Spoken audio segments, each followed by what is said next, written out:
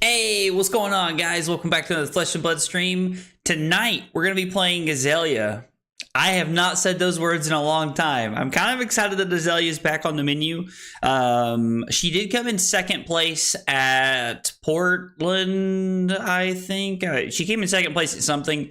I'm very excited to actually play aelia. I think it should be a fun night. Aelia is always one of those decks that has provided a very thought-provoking experience for me. She's a very intricate deck, and there's a lot of things that sometimes you just have to blind aelia, and I don't do that as much as I should, I think. So I'm very interested to play the deck tonight and to see how it feels. We're going to talk about the deck list first. I did just copy second place deck list from Portland, so we've just straight copied the deck. I'm excited to play it tonight and kind of see how it feels in the metagame. I know that aelia players have been fighting for their share of the metagame for a while, but she won 2 RTNs, I think, last week, or maybe, I think it was last week she won 2 RTNs. So aelia looks like she's a little bit more popular than she has been in the last few months or the last few weeks. So I don't know. I'm excited to play aelia tonight. It should be exciting. Hopefully we can run some people over tonight. So it should be a good time.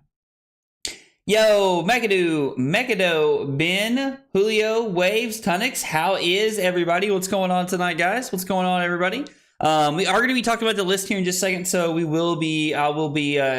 is it is Death Dealer. It is Death Dealer, Paul, and Tunix, it is Death Dealer, but we're going to talk about the list here in just a second.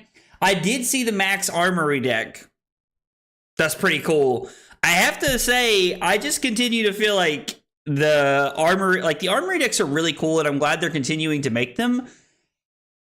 But I don't know. I keep waiting for them to give us another new hero. Like, I know that, like, we keep talking about like Iyslander or Dromai or things like that, but I keep waiting for them to give us another Dromai. They keep giving us Dust, so I just keep waiting. But the new Max Armory deck is pretty hype. I am very excited. I'm very excited about the new Max Armory deck. It'll be really cool. As they start to release cards for that, we'll probably look into playing the new Max deck. So he's my first CC hero, so I'm geeked to play him more. Yo, let's go, Waves. That's awesome, dude. Bark and Mark. That's right, Bark and Mark. Tell him, Trent. Tell him, dude. Not to be a downer, but I'm a little upset with Max as an Armory deck. I mean, not because it's Max, but I was also disappointed to see Max is an armory deck, and not because it is Max, because I really like Max. He's a cool hero, and like I love Banksy and everything else. And I love the weapon they've given him is also a wrench. I really like that. That's awesome. But I get it. I was also a little. I don't know. It left something to be desired for me personally. So Azelia is in a fine space in the metagame. Assassin is the main problem. I mean, yeah, Assassin is like one of the biggest problems. I completely agree. That is like one of the most dominant things in the format. Like Enigma and New are keeping a lot of decks out of the metagame. I'm curious to see how we do tonight. This is our list for all of you Skyrim gamers. I named it I Took an Arrow to the Knee. I played a lot of Skyrim when I was growing up, so I thought it was pretty funny. We have a pretty standard list. I'm running 57 card main deck. This is a pretty standard list. There are probably some arrows that we could sub out that do different things that we wanted to. The Codex of Bloodrot has become more and more of a staple over the last year, I would say, and I'm really glad to see that because, you know, for the longest time, Codex of Frailty has been the only one that's gotten any love, but to see Codex of Bloodrot also getting into the mix is pretty awesome. Oh, God, excuse me. But anyway, I like seeing Codex of Bloodrot in the mix. All this other stuff is pretty standard stuff. We're on a decent number of yellows so that we can make the deck work, I feel like. And we're also on 5 blues, which is pretty awesome. Yellow Bolt and Shot, I think, is great. I know for a long time people were running 9. I think 6 fits really well. We're on all of the standard pumps I'm used to seeing. And then our sideboard is Spellfray Cloak, Enchanting Quiver, Long Draw, Half Glove, and then I have some different arrows here that we can like sub in and sub out if we need to. I've also got Release Attentions in the sideboard. Maybe those are just supposed to be main deck, so you have like a clean 60. But I like being able to add or take away stuff. Ooh. Depending on what we're playing against and what we're going to be looking at. So, I don't know. I'm excited to play the deck tonight. It's been a long time since I played Azelia, so I'm definitely going to need some backseat gaming tonight. We're going to need some help as we're going through, but it should be a lot of fun. I like playing Azelia. Max is dope, but like we have a lot of cards that are not usable at the moment, and it just feels weird to add a longer time for those to be in use. Elemental Ranger, Ice Wizard, Draconic Illusionist. Yeah, I mean, I completely agree. Tunix. That's exactly how I feel about it too. And Waves, I understand. Like, it's not, nobody's disappointed that Max is the hero because I think everybody likes Max in general. But I think everybody's just disappointed because it's not one of like their heroes. And because it's your hero, it makes it a little bit more fun for you, right? Murkmire Grapnel probably doesn't matter. Sleep Dart, probably pretty good. Hamstring Shots, also probably pretty good. I'm trying to think of what we want to cut. Do we want to just like cut some blues? We can cut 2 Spire Snipings and just play 61 cards maybe. Maybe we don't need Amplifying Arrows. I don't want to just cut 3 arrows after we bring in 6.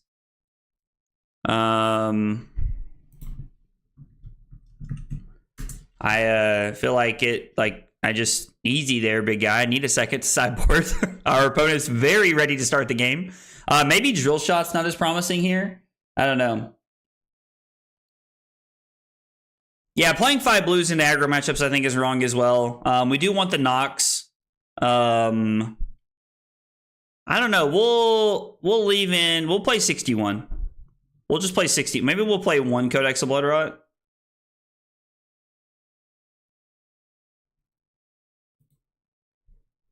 I think we'll just take a Codex of Bloodrot out and play 61 here. Yeah, this should be fun. I'm excited to play this. I've not played against Syndra as Azelia. To be fair, I've not played with Azelia in forever. So I'm living in a world that we go positive tonight. That is my ultimate goal tonight. If we could keep the Codex, that would be really powerful for us. Because I think we're going to have pretty good chance to block here on turn 0. Max needed love after the high octane incident. I mean, that I do agree with. I do agree with that. I guess we'll probably just go ahead and block 5 here, right? Like, I want to keep the Codex, but I think I would rather block efficiently. Try to keep my life total up here would be better. Yeah, the high octane ban hurt a lot. I really agree with that. The high octane ban hurt a lot. You do not have 3 chain links, so using flick knives is not free here. It does cost you a dagger next turn, which really doesn't cost them much, I guess, but still.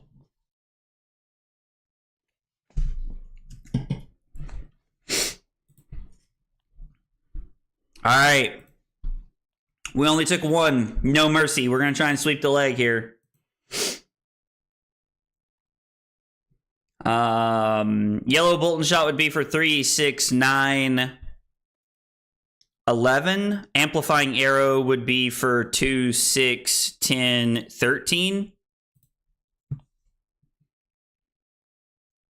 So it's going to be, there is no 1 cost arrow, right? So I mean, amplifying arrow is just more.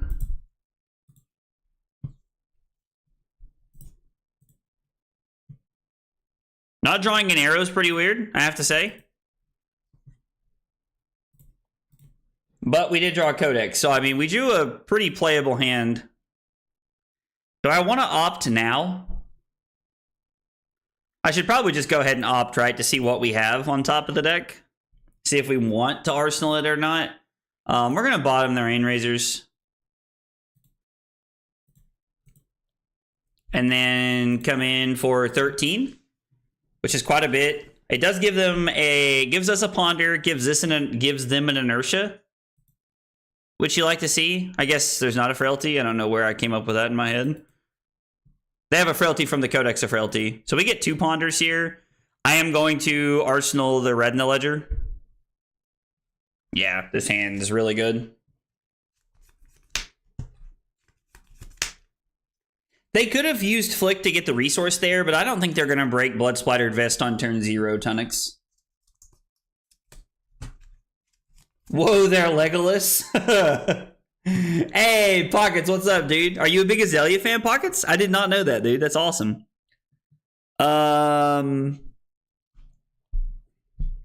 So I think we're going to go Inertia.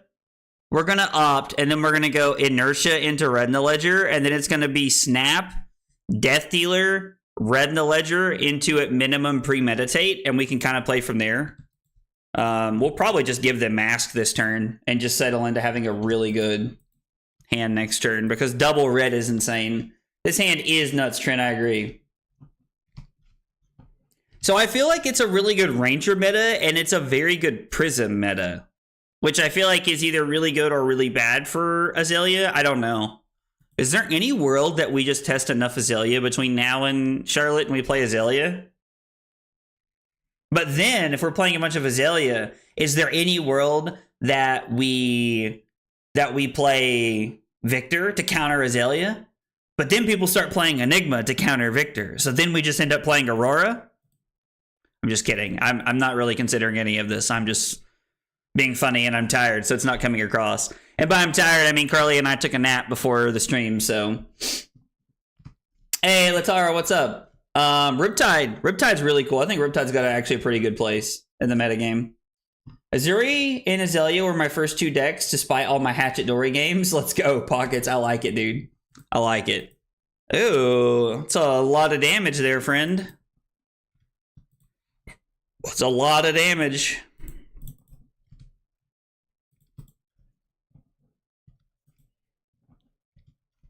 If it is a Prism meta, it's a Guardian meta, so that means it's a Teklo meta, right? See, I love this because we can just play this game forever. We can play the like back and forth of like, oh, well, it's a this meta. Well, that means we should play this. Like, I absolutely love this. Yo, chill, bruh. I've got a family. My man's over there like, you had a family. I don't know why my man sounds like Macho Man Randy Savage when I'm doing this, but that's always what I imagine my opponents sound like. They're just like, Macho Man's coming to get you.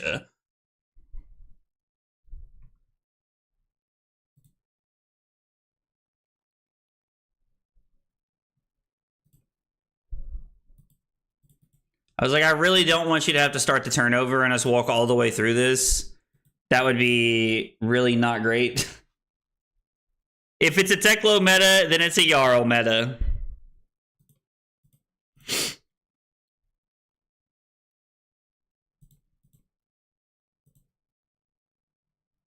Why didn't they just... What is happening? It's not going to let you undo past this without starting your entire turn over, bro. What? I thought he said I'm going to kill myself. Sorry. Oh my gosh. What is happening? Okay, so they wanted to turn on the vest. Bro. Oh man, this is so funny. This guy's killing me, dude. This guy's absolutely killing me. Oh, this is so funny. At least my man's got a sense of humor about the whole thing, so. Yeah, I know what he was trying to do. He was just trying to get there. It's okay. Like, I get it. I'm not mad or anything. I understand what my opponent's trying to do. All right, red. We're gonna put Reed on top. Nope. We're gonna leave it on top and we're gonna submit it. We're going to go Lace with Inertia.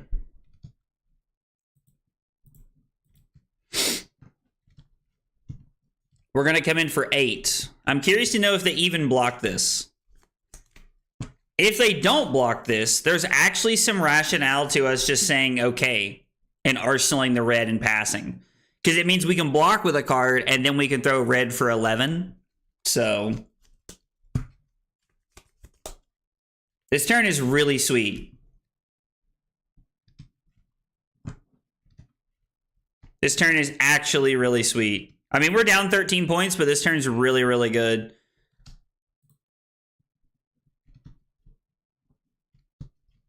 Azalea's looking real good. I figured when I posted an Azalea title, I figured I'd see your name tonight, Zach. I'm glad you come by and hung out, brother.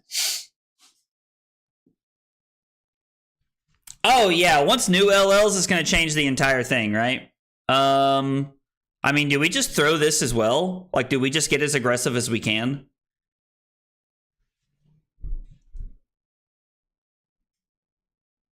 We should save it for next turn, right? Like, they're going to throw one card at us in Arsenal. We might as well save this for... I am going to play this. We're going to leave it on top. That's what I thought we did.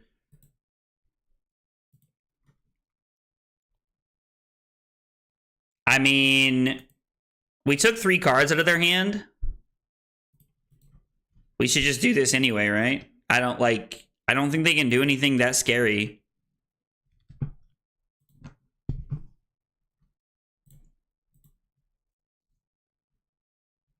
We're gonna bottom their Rain Razors. Pre-med, Reed. We're gonna Arsenal a Hamstring Shot, so we'll leave this on top.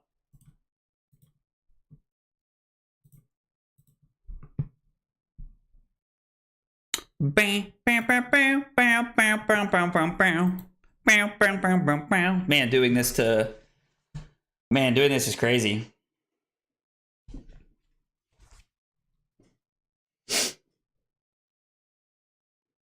Zach said in the meta sense. Oh, my man's killing me. If you're gonna block with every card, I don't think you're supposed to give me the legs. I think you're just supposed to take the... I think you're just supposed to take the damage here. We're going to Arsenal the Hamstring Shot, even though we draw this in case this is a Warmongers for any reason. I doubt it is, but... we're just going to go to 11 and play out our hand. We have another really good arrow hand, so... Let's opt and see what we get here. Sleep Dart's not bad. I kind of want to activate... No, I think I like the idea of the Hamstring Shot, right? So what if I was to go Seek and Destroy, Lace with Blood Rot, and then we'll put this on the bottom. So we'll put this on the bottom. We'll go Seek and Destroy, Lace with Blood Rot, and then we'll come in for 11, making an attack cost 1 more. They must have a pretty good hand if they snapped it off that quickly. I feel like I'm not going to get a window to use my snaps now.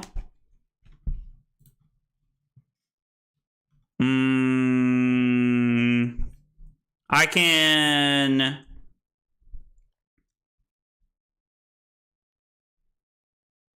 I think we're just going to Arsenal the Sleep Dart here. Yeah, him not blocking at all is kind of scary. I don't know. It's always worth it to swap for Dominate. Give Rustling Leaves Quiver a try. I've been enjoying it. Is that the sideboard one? Is that the new one that lets us like block stuff? We're probably supposed to block this, right?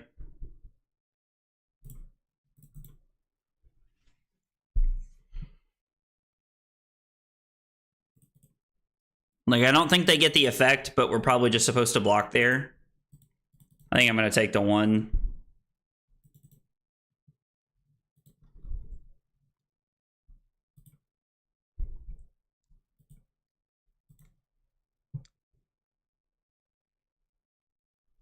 Do I want to block here, or do I just want to take 3?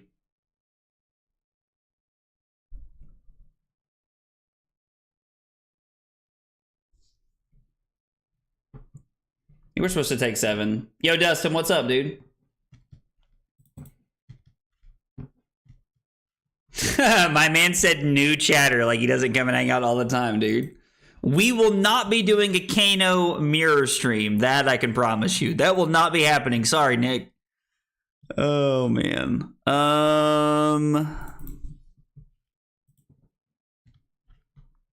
So, a couple people tell me we should have used Dominate last turn, which, I mean, would have been really solid. So, they're going to activate Syndra. Our opponent's going to fall to 11.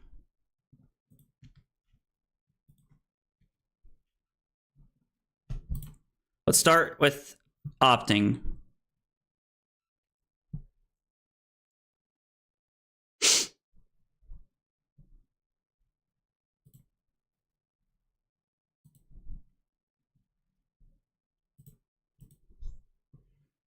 I think this is going to be a come off of Arsenal turn.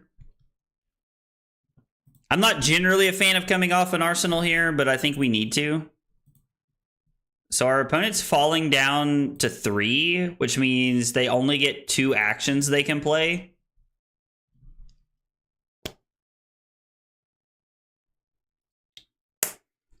If I can get away with blocking with Infecting Shot and Sleep Dart, we have a really good hand. Because I can go Seek, Bullseye,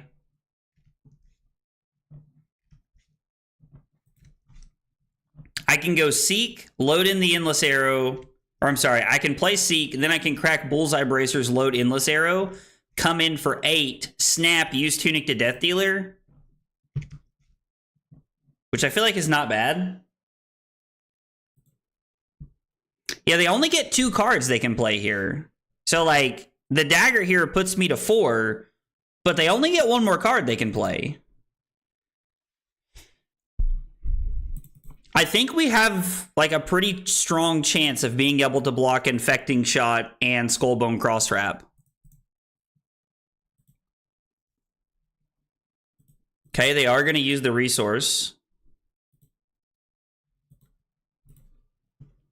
I mean, we might as well block with Crosswrap, right? There's no reason to keep it at this point. And if they play anything else, they're dead.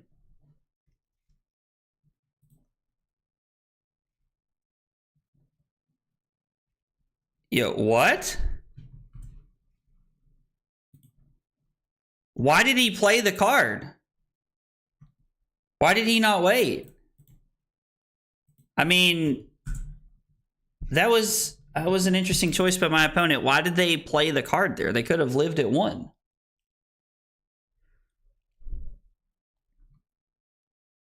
So my turn would have been Bullseye Bracers, Seek and Destroy, throw the Endless Arrow for 8. And then I can snap this, and I would have drawn into a Hamstring Shot, so I would have came in for 4 more. Yeah, I don't know. That was an interesting choice there by my opponent at the end of the game. I'm not sure. I mean, sure, we could have blind Azalea and won, but like, I don't know. I probably wasn't going to blind Azalea there, right? Could have also given Mask to block and killed you. I mean, yeah, they should have, like, if they would have given me Mask or, I don't know, like they could have given me the leg piece and the Mask there in one. I'm not really sure there. I don't know. I'm really confused by like that whole sequencing there of things that happen. But either way, we start off with a win and feels pretty good. I don't know that we should have won that game, if I'm being honest. Like, I'm sitting here looking at that game, and I'm like, I don't know that we should have won that match. I don't know. That's right, Ranger 1-0. Do I want to go first? Like, we just always want to go first, right? So that we can blind Azalea. Are they going to try and fatigue us is the question. Release attention looks good. Then action cards. This doesn't seem very good. I mean, can we just play 66? Like, I think it's fine to just play more than 60, I'm pretty sure. We're Azalea, we're like, and if they're like trying to like fatigue us, erase us, release, the tension's gonna look good. Sleep Dart's gonna look good, and so is Hamstring Shot. I mean, I like all of these cards here. Yo, Fabtim, what's up, dude? I appreciate the kind words, man. I appreciate the kind words. You could not snap and load arrow because they were at 1, so they hit death instead of endless coming back. I mean, I guess that's true. If they're dead, we can't load it in. If they're dead, we can't load it in. That is very true. We do take the 1-0s. We do take the 1-0s. Yo, Maracuja, what's up, buddy? Just prioritize dominate in this matchup, okay? Can do that. Good notes from Zach. For anybody who does not know, Zach is Zach's on the stream quite a bit. Zach's a member of my team, like our team that we're on, and he is like the best Azalea player in our area. I tell everybody he is a very, very good Azalea player. So always first with blind Azalea. If you blind a bluff, burn it so you can face down an arsenal card at the end. Hey, Venus, Drew. I understood the assignment this time, fam. So I think we're just gonna load in a Sleep Dart. And we're just gonna blind flip, right? Because there's always a chance we hit a drill shot. Holy cow. I mean, I can pay to give this the aim counter, right? We might as well. Yo, hitting a drill shot is actually crazy. And then we get to come in for 10 dominate with piercing, and then we can arsenal the instant. This is actually crazy. My favorite on hit, die. Oh, man. So they get a Pox, a Seek and Destroy, and I guess we're going to target the Grasp. Barkskin's probably better, right? Barkskin, I guess?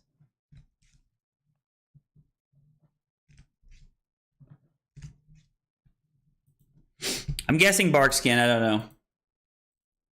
Dude, that was a crazy turn 1. That was actually wild. That was actually wild. We'll see what they decide to crack back with here. Alright, so they're going to go to 34, make a rune chant. Oh, they're trying to OTK me. So, I mean, I guess we can take 1 here. I could pitch the drill shot here. I pitched a Rain Razors a minute ago. Or no, I pitched a Codex. So we can put the drill shot with that. Do I want to pitch the Sleep Dart? And just use the drill shot here to try and get aggressive against their equipment? The earlier we can play drill shot, the better, I think. Did you say you're 0-3 on Leviathan today, Nick? Did I read that? The stack rocks. I think Azalea sometimes wants the tempo. I think we're going to pitch Sleep Dart. I think we're going to deny them rune chance in any way that we can. They're going to pay for the Pox token. Boo. They pitched an Autumn's Touch. All right, so we're going to flip cross wrap here. Do I even want this? I think we'll put this on the bottom.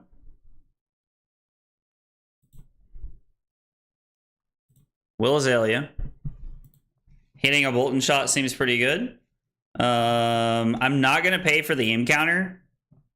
And then it's going to be release the tension, and it's going to be 6 dominate go again. And I'm not even going to use the reload if this connects. So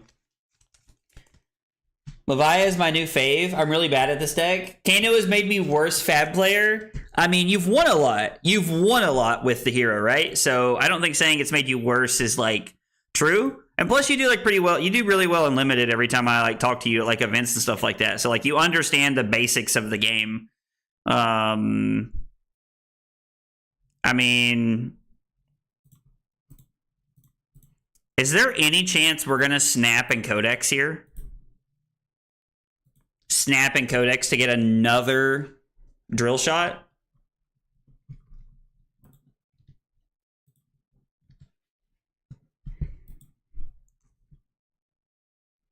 It's pretty aggressive here. We are hitting a lot with the blind aelia. We are hitting a lot. Rain Razors for 4 is pretty good, but we have it pitched with a codex for second cycle. So I'm hoping that we can get a lot of value there. I think we're gonna snap. I know it's aggressive, but I think we get a lot of value out of this play. Playing Kano exclusively kind of makes you bad at the game. It's funny because I have heard a lot of people say that. We're gonna get the drill shot back. Plus, I don't think I really want to Arsenal Codex. Like, I don't think Arsenaling Codex is really where we want to be. And then it's going to be Drill Shot for 4. What did they get back? They got an Amplify the Arknight? Oh, they have another defense reaction? Oh, Sag. Sag. Oh, well. We forced a lot of cards out of their hand this way. We get to Arsenal Remorseless and set up for next turn. Kind of not a great hand, to be honest. Each hero puts a card from their hand face down into their arsenal. Create a ponder token under your control. I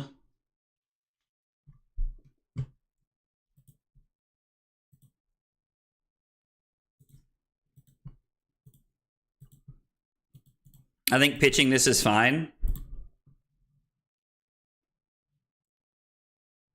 I don't even know if I want to block with anything. Maybe we block with the Endless Arrow. Like, red's good, but Endless Arrow's probably better, right? I don't know. It's a good codex target. I don't know. Yeah, that play felt pretty good.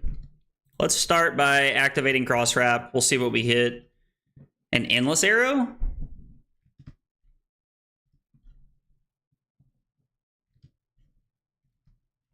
I mean, I guess we can just leave it on top and dominate 4, right? It's 2 Endless Arrows out of our deck, so it feels a little bad, but...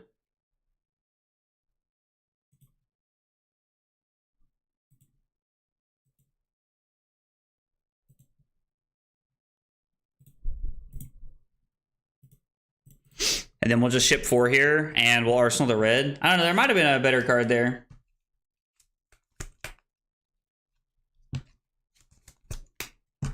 The Blood Rod arts are really cool. I do like the art on the Blood Rods a lot. We're chewing through our opponent's equipment very, very quickly here. What is our best arrow we can search for? Like, what's just the best arrow we can get? So are they going to make 2 Rune Chants, probably? So we can start by opting. We'll show them we have a red in the ledger. I guess we're going to put this on the bottom. Any 1-cost arrow is insane. Release the Tension basically has... yeah, the same text here. Is it just Infecting Shot? Sleep Dart, maybe? Nah, Sleep Dart doesn't really seem like it. Infecting Shot just allows us to push damage here.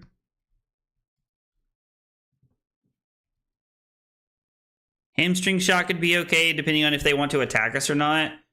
I think we're just looking at getting the Infecting Shot.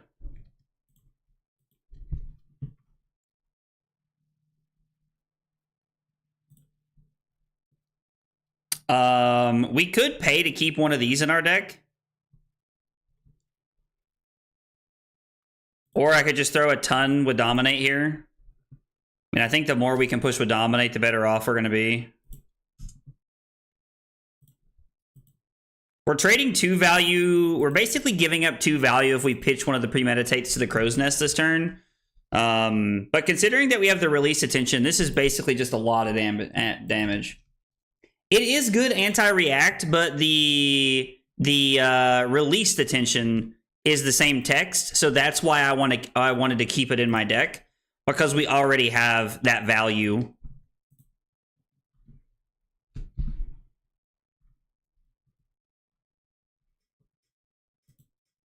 I guess we'll just give them a Rune Chant here. I don't know. It feels kind of bad, but I think we will. They're going to go to 27.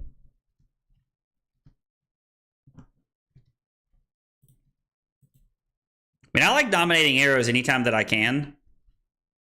Are we supposed to put this on the bottom and just blind flip?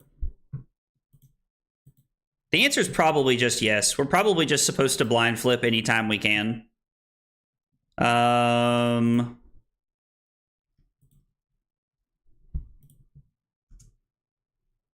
We'll just go ahead and use this as well, I suppose. This is 10 Dominate.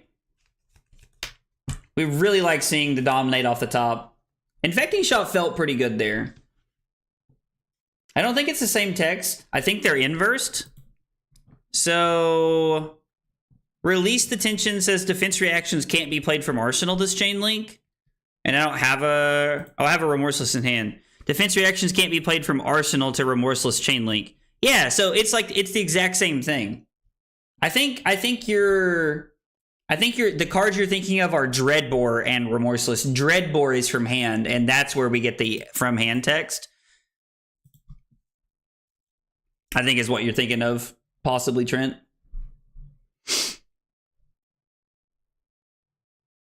Okay, so they block 3. Fade Foreseen from hand, so they're currently taking 3 to 24. I'm trying to play carefully, and I'm trying to, like, pitch good cards into my deck, which is ironic because we're basically all red, so, like, most of our deck is just really good, but...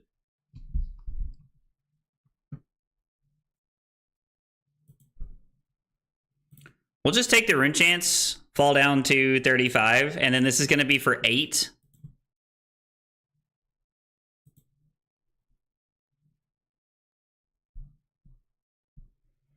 Okay, so if I put the Read the Glide Path on the bottom, I'm sorry, if I put the Premeditate on the bottom, I can have 2 ops, and then I can attempt to blind flip, and I can pitch the Codex to Death Dealer to play Amplifying Arrow if I need to.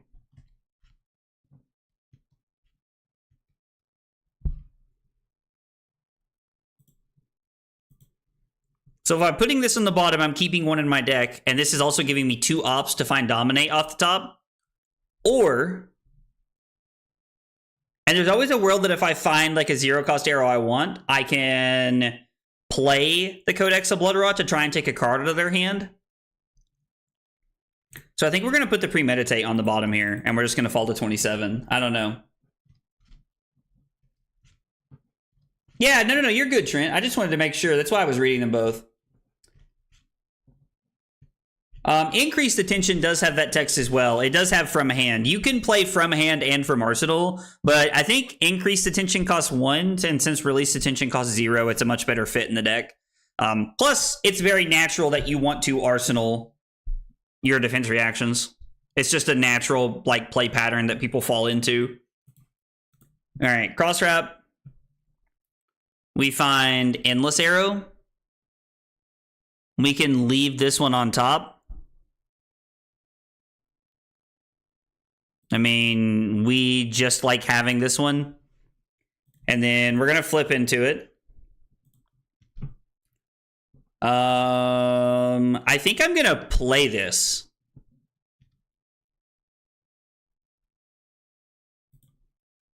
I'm not going to pay for the aim counter. We are going to play Read.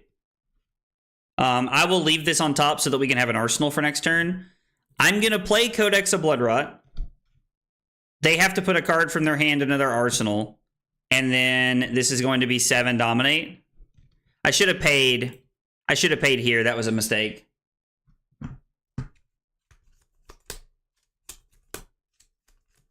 I think you're always supposed to put amplifying or codex on the bottom there. When you say on the bottom, do you mean just like getting them out of my hand that turn?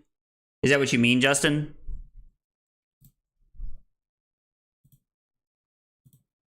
Feels like, okay, I guess they didn't want to let that come back to my hand, I guess was their thought process. I can just pitch one of my amplifyings here to try and deny them as much tree value as possible. They are almost out of equipment, and we have them down to 22. As long as I continue to play carefully, we should be okay.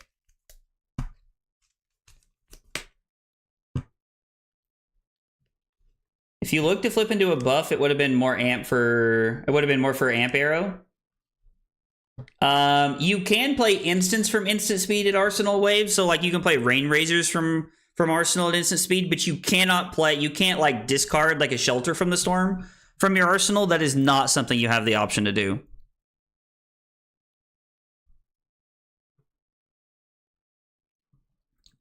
What if we left this on top, flipped...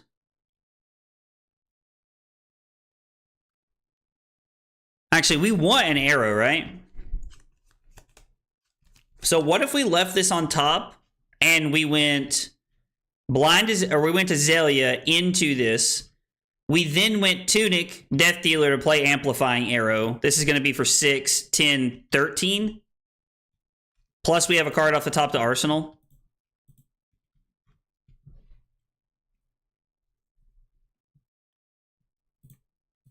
They're looking to keep the tree. So, I mean, they're going to look to try and get value out of it if they can.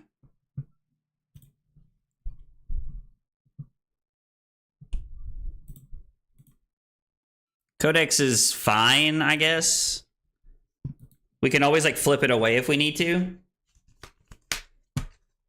Buff, Buck, Tunic, Amp, yeah. I'm debating if we want to play Rain Razors or not.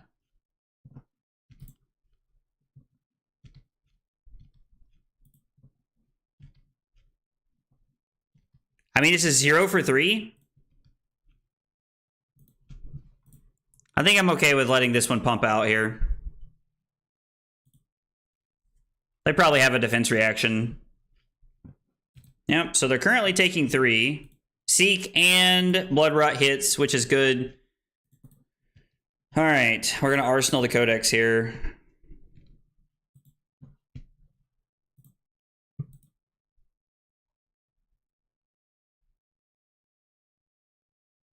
Do I want to just pitch the knock here?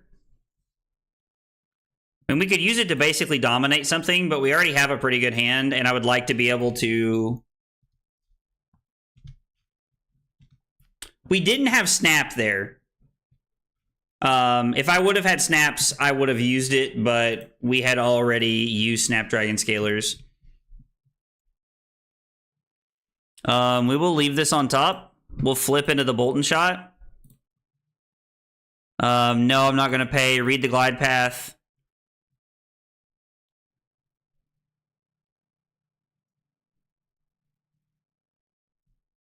I guess we'll leave this on top.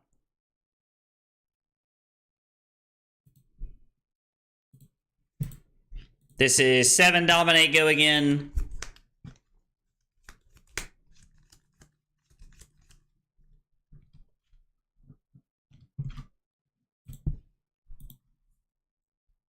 I don't even think I want to reload here. Or maybe I do. It's the same thing, right? We're either pitching the Codex or we're pitching this, so I think it's fine. Yeah, if we had Snaps, I would have made that play, Julio. It would have been really good. Yo, Spirit Feet, what's up, dude?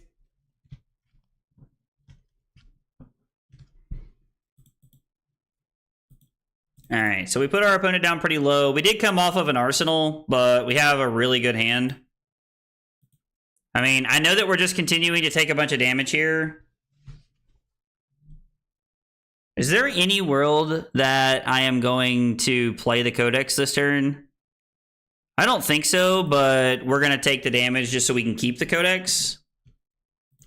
To be able to pitch to Death Dealer, I think, is the best play here.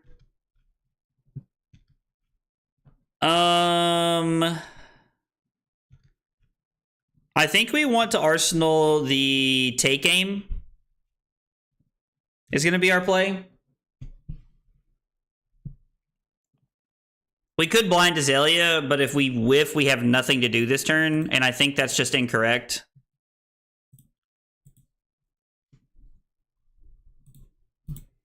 Plus, Sleep Dart and coming in for 11 is pretty powerful. It's like this probably eats their whole hand. So now we're just going to Arsenal the Take Aim. I mean, if they want to block differently, that's fine. Yeah, no problem, dude. No problem. I understand.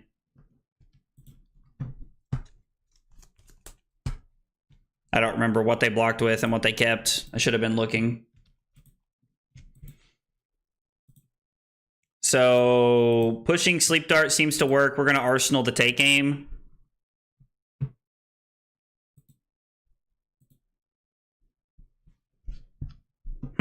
Not bad.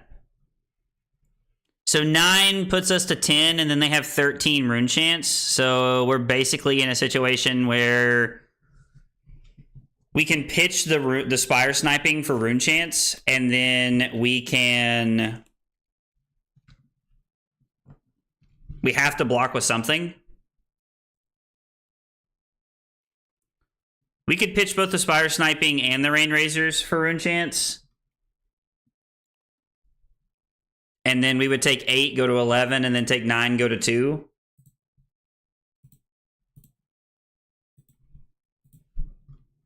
It's been an interesting game so far. We're going to skip the rest of the Rune Chance, go to 11, and then this is 9. So with Tunic coming up, I have the ability... I don't know. Hey, Joey, you can hit !deck in the chat, or it's actually in the description of the YouTube video. You have it in 2 places on YouTube. If you're hanging out on Twitch, if you want to see the deck list, !deck in the chat will get you there. Yeah, I think we're going to try to, like, play into the...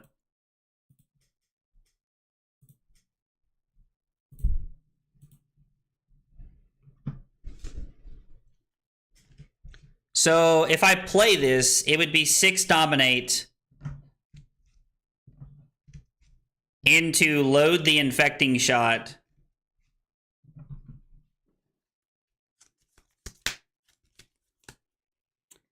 I can leave this on top. It's 6 Dominate into the Infecting Shot, or I have the ability to just throw Infecting Shot for 11.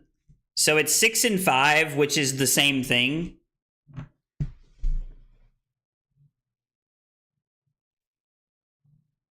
I responded to Explorers. Oh my god, dude. Waves. Oh, man, what are we supposed to do here? This is a tough situation. I think throwing some number of Dominate's probably good here. I don't know. This is a tough decision, sorry. So we put this on the bottom, and then we could always try to blind flip. So if I take this, it's 6 into 5, or if I don't, it's take aim, reload this, play Lace with Frailty. I don't know. You can take aim, reloading Infecting Shot, and activate Aelia to Lace, throw 9, Dominate. Wait, what? You can take aim to reload Infecting Shot, activate Aelia, and then Lace to throw 9 Dominate. I mean, we could throw 9 Dominate, but like, we're just leaving 2 points off the board and not forcing any cards out of our opponent's hand, which I think is strictly just worse. So I think we're going to leave this on top, but we're not going to dominate.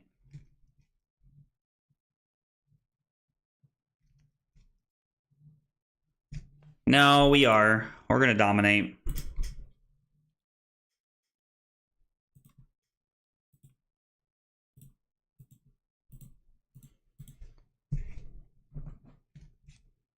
We're definitely going to have to come off of an arsenal this turn, but... Man, I don't know. Phew.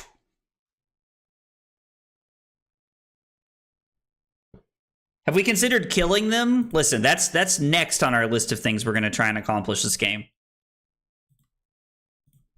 Our opponents had a very good spread of defense reactions this game. They've had, like, one in every hand. And, I mean, to be fair, like, they are playing, like, defense the deck, so... And then it's just going to be 5.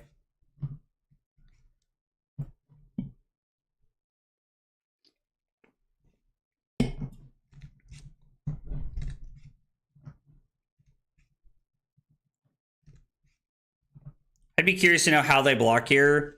I mean, I really guess it depends on what they have in their hand, but really interesting.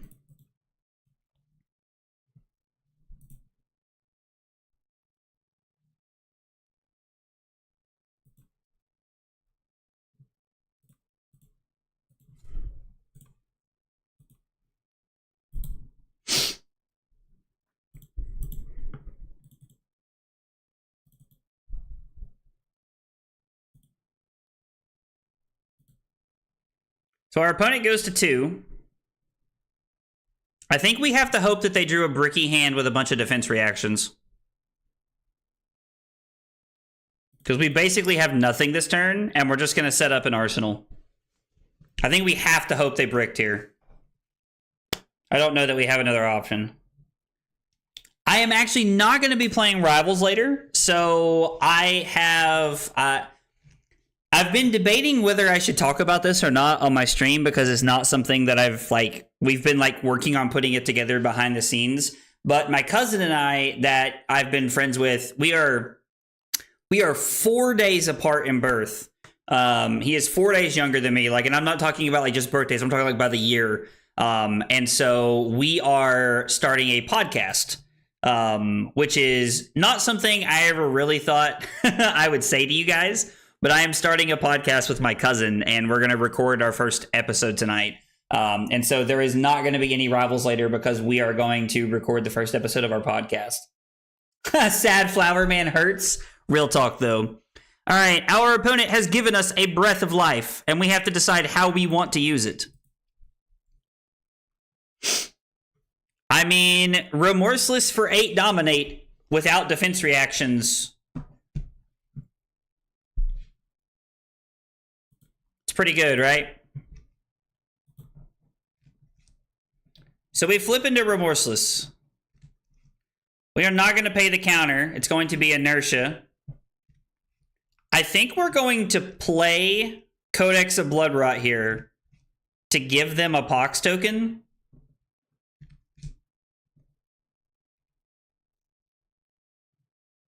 I don't really think this does any effective damage here, but...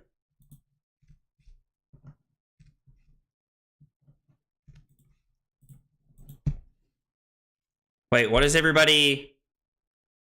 Why are we going back?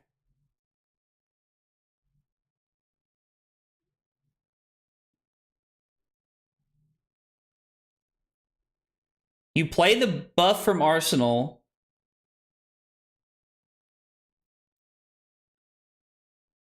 Wait, what? This is 8 Dominate with no defense reactions from Arsenal. They're just dead.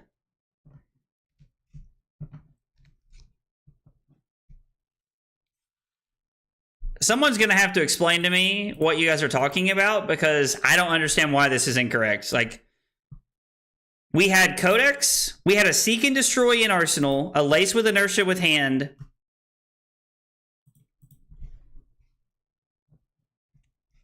Like, I do not understand why you guys were telling me not to swap. Our play totally is correct here.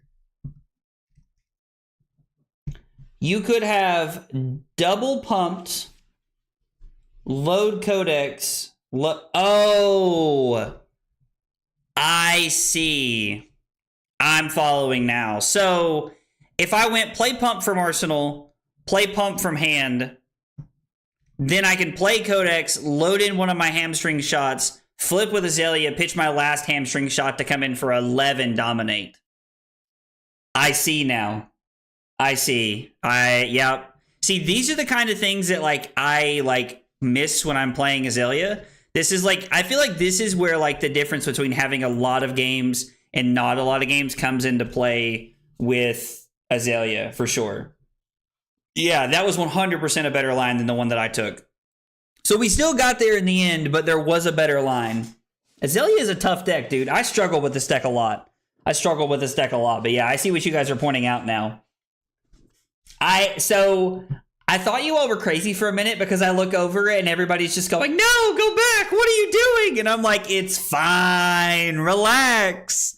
And it was fine, but there was a better play. And I appreciate you guys pointing that out for me. It is not a Flesh and Blood podcast. It's just a podcast about anything and everything. So I know that everybody and their brother has a podcast now. It feels like it's the equivalent of in the 90s when people would say, listen to my band. But we're starting a podcast just about like games in general. So me and my cousin have been playing games together since we were children. We used to play the original Halo together when we were kids and try to beat our dads. But we've been playing games together for the last 25 years or more. We're 28, about to be 29 in June, both of us. And then we've been playing games together our whole life. And like it just we're starting a podcast about like all kinds of different games and stuff like that. I'm probably going to be promoting the podcast on my stream just because I think it'll be fun. I've never really considered doing a podcast. And then when he brought it up, I thought it would be a lot of fun because I think we're pretty funny together. Obviously, I'm biased. Like me and Kyle are like we've been best friends my whole life. Like we hang out together. Like we do all kinds of stuff together. Kyle actually just had a kid a year ago. Well, it'll be a year ago in May. So it's I don't know. Like life's just like he's been a part of my whole life, literally. And so like we're doing a podcast together, and I thought it would be fun. So anyway. Don't listen to the voices in your head. Listen, I listen to you guys all the time. Sometimes you guys lead me astray, but I know that you guys have good intentions, so that's what I'm here for, dude. Started playing her from the Armory deck, and I thought it was wild they chose her with how difficult she is. Yeah, from the aspect of, like, getting people into the game, I don't think the Azelia Armory deck was a great choice in terms of, like, forcing people to think and stuff like that. I think Battering Bolt's going to fit really well. Sleep Dart.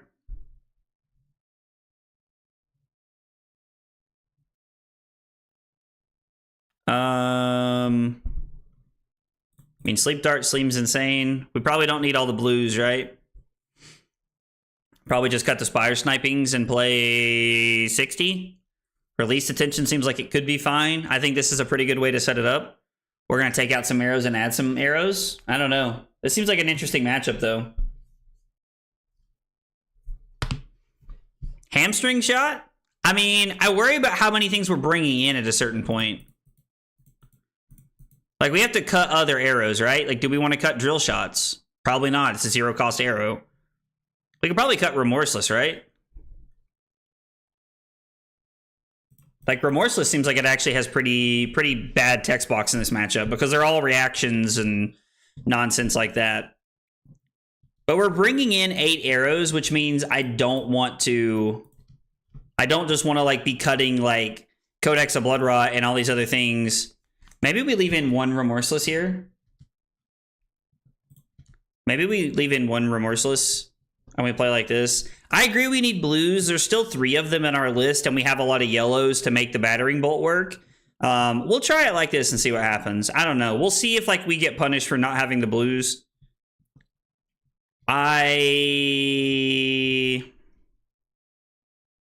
Is this correct? I don't know.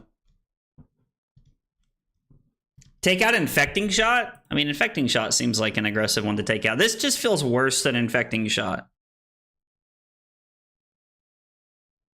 Because there's like basically no action cards in their deck. I think Remorseless is our worst arrow by far. I think we're going to play it like this. We're going to try it like this. Final answer. We're going to see what happens. Dynamo's into me. Probably mentioned it already, but thoughts on the new Max Armory deck?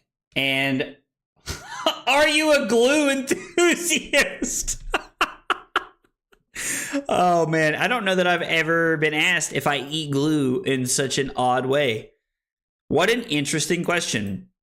I did see the new Max Armory deck, and I am very excited, Anders. I think that the new Armory deck is going to be cool. I'm very excited. I mean, unfortunately, we have an instant in our hands, so we're just going to have to get marked here.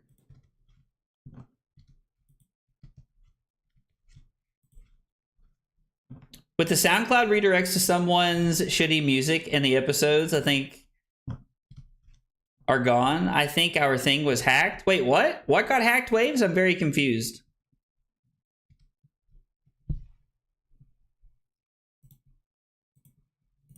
I mean, yeah, we'll just load in the amplifying arrow here, see what we draw into.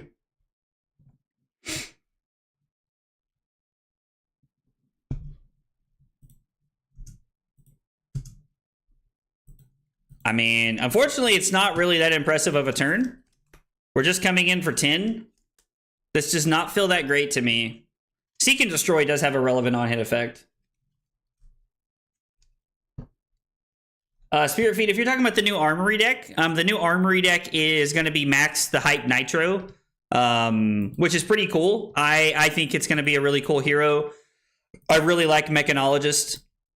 Mechanologist was one of the first classes I really got into when I was playing the game, so I'm very excited to have Mechanologist in the game again. Oh, dude, are you shitting me? That's so bad. I feel like this card is really not good in Fang, but people just keep playing it anyway. I'm not going to try and block this out.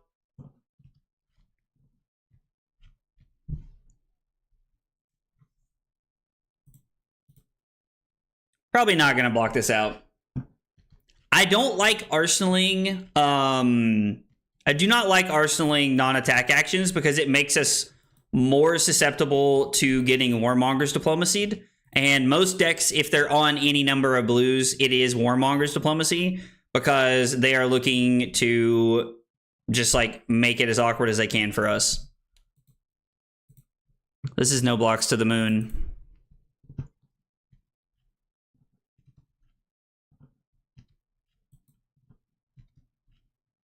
I mean, this is fine. You have nothing to attack with, so you're just pushing damage, which is okay with me. We're going to see what we can find here. Sleep Dart? I mean, Dominate a Sleep Dart seems pretty good, right?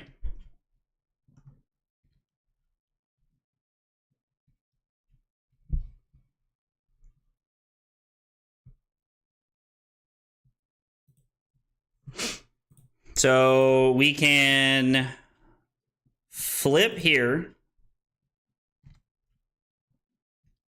Was there any world that I'm supposed to not do this and I'm supposed to play Rainrazor's attack for 6 and then play Take Aim, load in the Battering Bolt, activate Aelia, and then pitch this? I don't think so, right?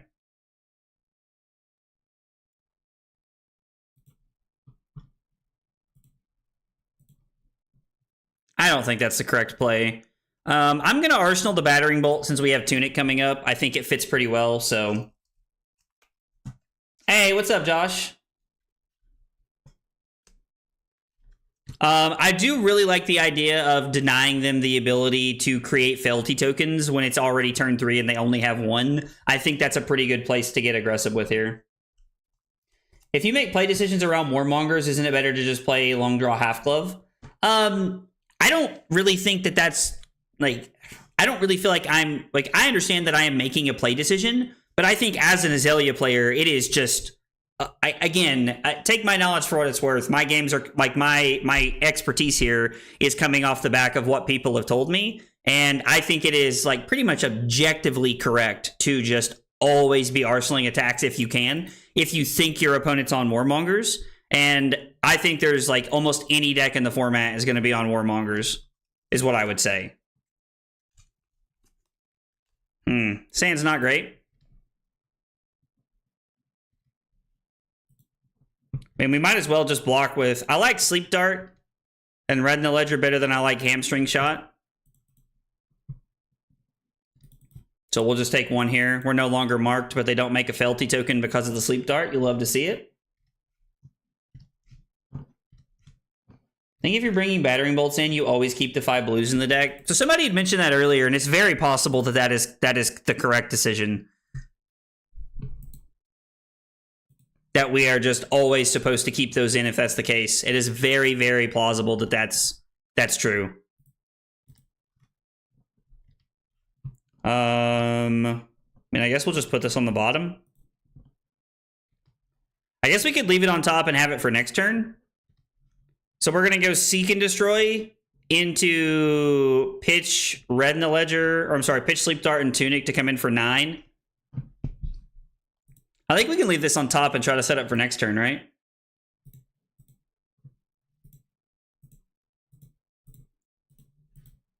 And then this forces some number of cards out of their hand and probably some equipment here as well. No. It's a good question, Gaspar. I don't know. Like, I think from every time I talk to an Azelia player, they always tell me that you want to be playing around. You want to be arsenaling attack actions anytime you can because it gives you the ability to like play around Warmongers. And Snaps gives us the ability to put together an aggressive turn. And the arm piece is very good. I'm definitely not disagreeing with you. The arm piece is very, very good.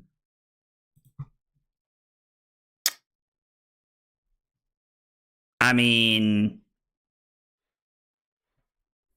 play this, put a Red in the Ledger on top, and then we can go pre-med Lace with Frailty into pitch this for Red in the Ledger. I mean, I think we're just taking this, right? You keep the 5 blues. I mean,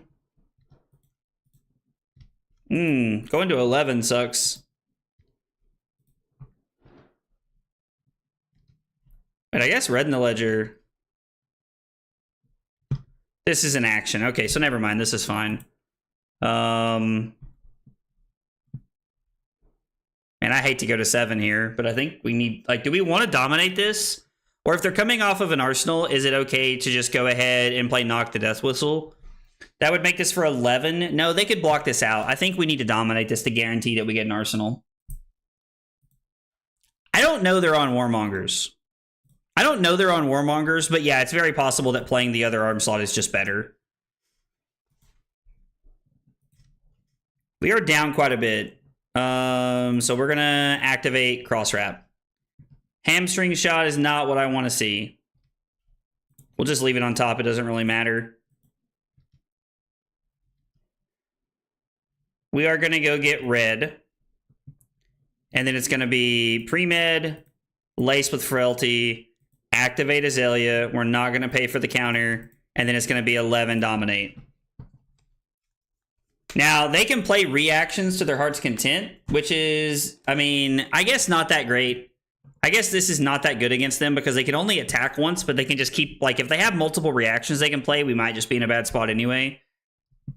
So maybe this is just wildly incorrect. I don't know.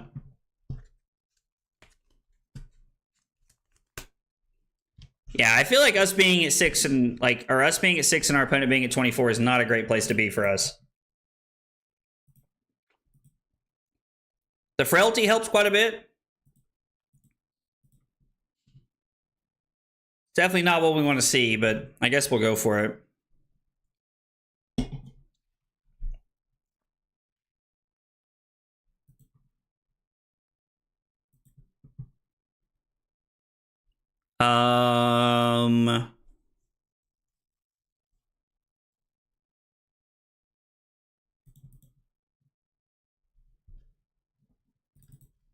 We'll block 5.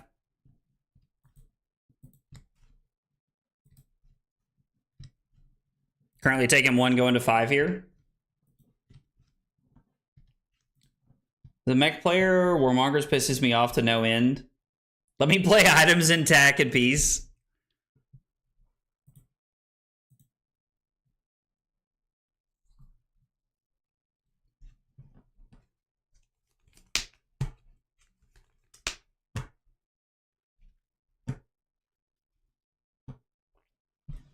It's not really a great option here for us.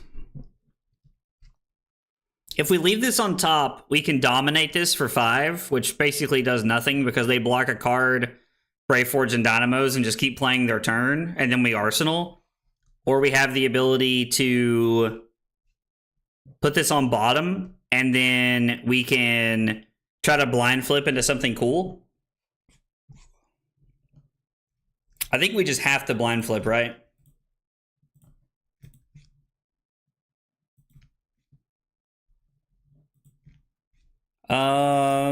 I mean, I guess it's something. We can always snap and then Death Dealer into Red in the Ledger here.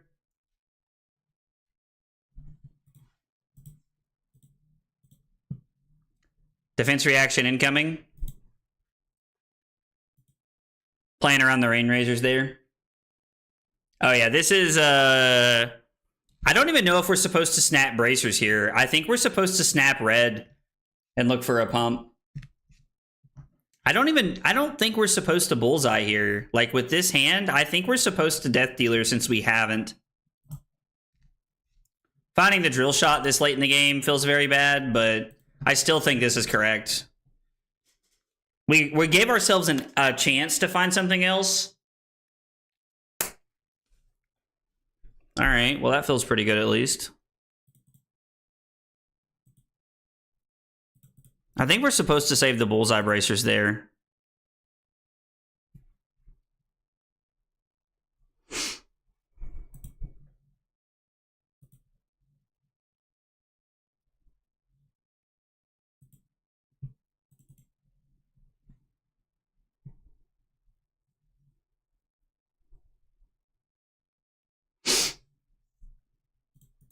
We'll take 1, go to 4.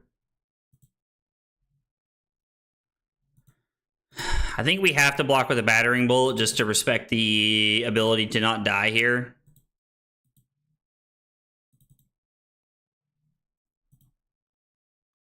And then we can take this one and go to 3. And then try to put together a decent turn here. This game has gone on for longer than I thought it would when we fell all the way down to 6. I honestly thought the game was going to be over. I mean, I guess we can leave this on top. It's not bad, right? So we flip into Hamstring Shot. We are not going to put a counter on it. It's going to be Lace with Frailty. The Lace with Frailty automatically slows them down, and I guess the inertia prevents them from arsenaling, but I really don't want to come off of an arsenal here. I think we're going to keep the inertia to Arsenal. I know that I just talked about how I don't want to be arsenaling non-attack actions, but I don't think I have a choice at this point. I think we're just forced into the world of like trying to go for it here. I know most decks prefer red and blue cards, why are yellows not played as often? So generally, it's because they fall into like the weaker category. Like they're not as good resources, and they're also not as good as attacking. So if you're playing a ninja deck, you want as many reds as you can because you want to be pressuring your opponent as often and as much as you can. And when you're looking for resources, more often than not, you want the blues to like fulfill your resource curve. There are some decks that will play cards like Yellow Winter's Bite. Like Yellow Winter's Bite is probably the best example I can give. I think that card fits very well. I think that card fits very well into like the category of like kind of like breaking the mold. Yellow Winter's Bite is probably the best card I could talk about. Yo, we need to find a arrow off the top. Sag. That's true.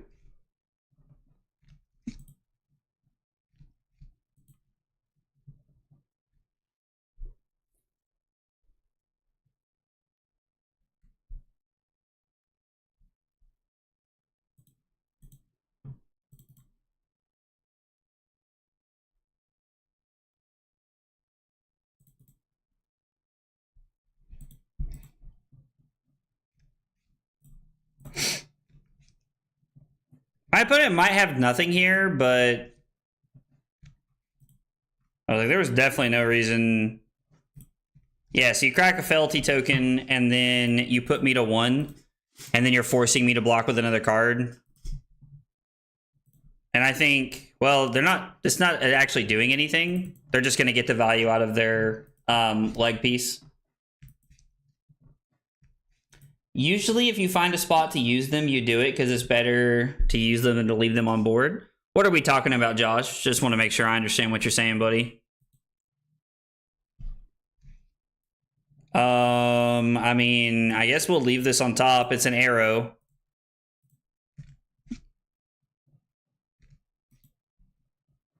And then I guess I can just go ahead and pay for the counter. We'll play Lace with Frailty and we'll come in for 9 Dominate. Yeah, this game has been closer than I thought it was going to be considering how it started for us. Because we fell down pretty bad on like their bigger turn and we've been struggling to catch back up.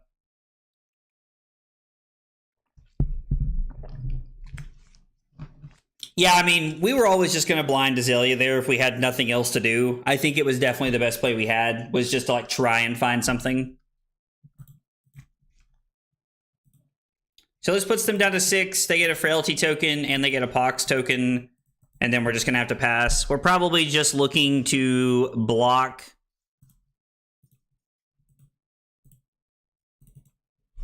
as much as we can. We did not get a 0-cost arrow, unfortunately. I mean, we got the amplifying arrow, but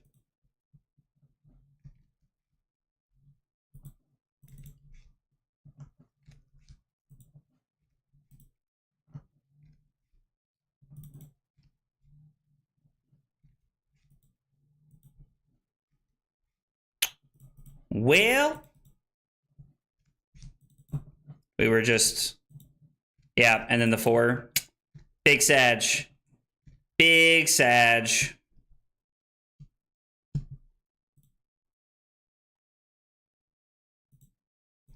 I think I overvalued the red in the ledgers too much, maybe? I don't know. I mean, I did slow them down a little bit, but I don't know. I think probably the biggest mistake, and a couple people pointed this out, is that if I was going to play the blues, or if I was going to play the 2 costs, I should have been on the blues. Just to be able to, like, I guess, add consistency for, like, playing out the battering bolt. Oh, yeah. We were definitely dead. Crispy Cilantro. What a name. I think this is definitely a released attention. Hamstring Shot looks pretty good here. Sleep Dart also looks pretty good. Remorseless doesn't really matter. And then we can just play 63, I suppose. Battering Bolt could force defense reactions, I guess. Remorseless feels like the worst pump, or the worst arrow we have.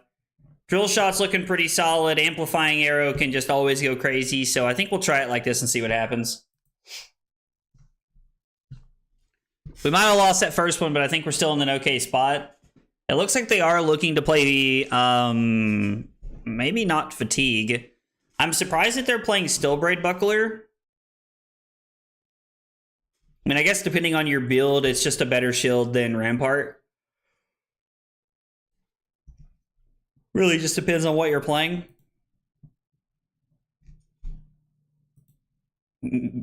Yo, what? My man's hilarious.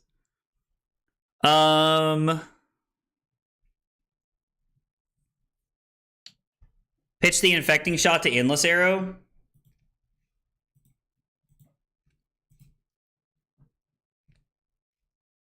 Read to see what we have on top. We will put this on the bottom. Release the tension.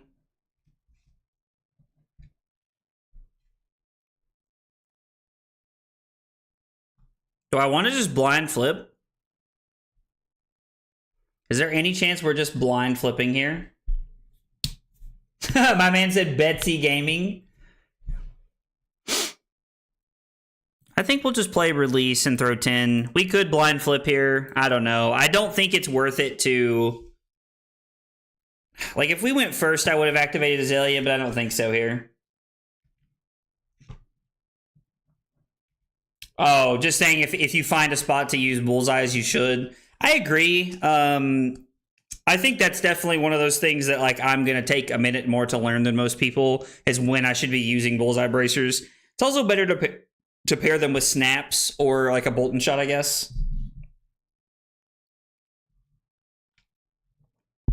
Not worth it. It will either be 10, 13, or 0.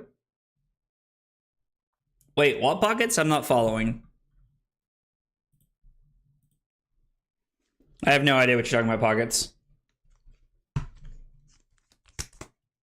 Oh, you're talking about flipping? You're saying I shouldn't flip, but you're saying I shouldn't blind flip because it's not worth it? Yeah, I mean, I guess against Guardian, we're just looking to get as much dominate as we can, so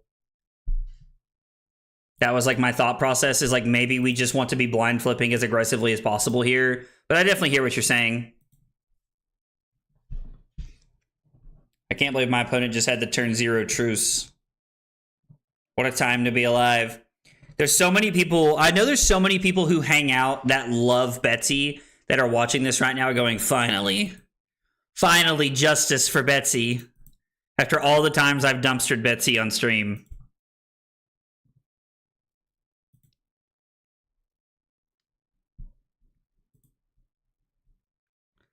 So if I let the premeditate go,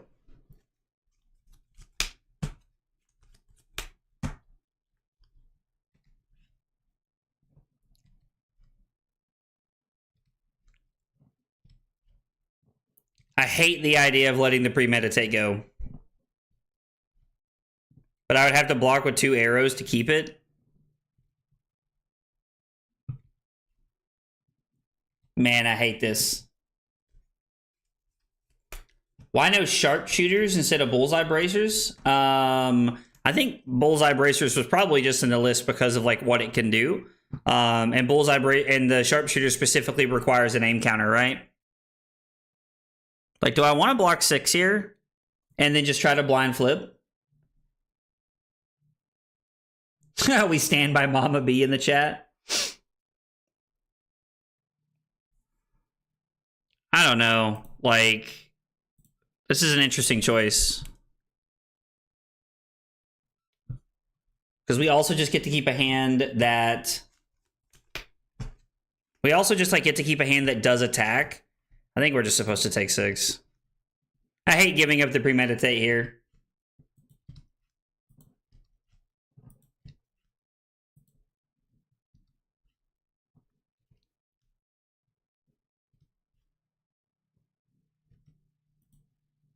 I think we're going to load in the battering bolt.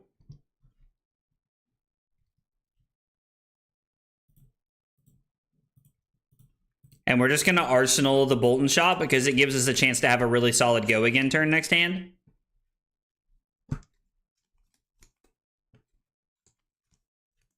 If we want the block on Death Dealer, we play Half Glove.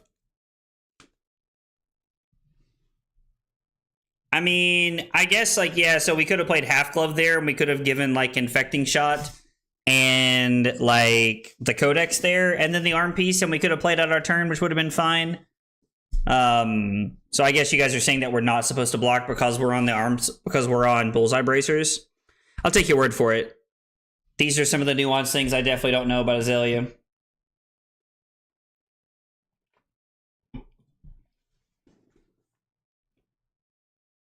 Tonight, you guys are truly going to see if someone with a, like, competent level of Flesh and Blood fundamentals can pilot a deck like Azealia and win games with it.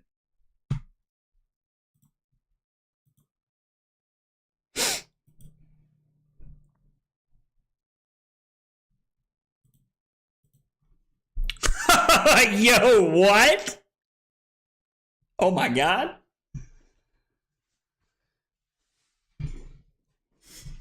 Sometimes if you have that option, but other times you have to take the underrated attacks because it's better to use arms than to leave them on the board. I mean, that makes sense.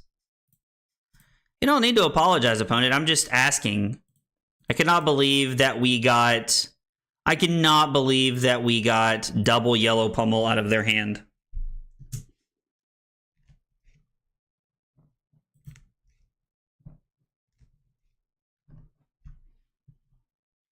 We almost assuredly have to block this, right?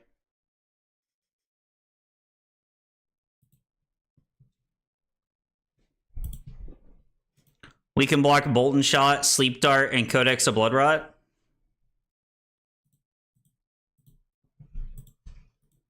I know that this is like quote-unquote a win for us, like a win for them, but I don't know. I also thought that was the draw card one, so that changes my opinion on that a little bit. I think we were definitely just supposed to let that happen. Yo, let's go! Kanoke VT. Kanoko VT, I hope I said that right. Thank you for the raid with 15 viewers. I appreciate that a whole bunch. Guys, welcome to the stream. If you guys came from watching Flesh and Blood, this is Flesh and Blood and you're aware, but if you came from a different card game, welcome to Flesh and Blood, welcome to the channel. Happy to have you guys. So I think we're just going to go ahead and activate Bullseye Bracers here.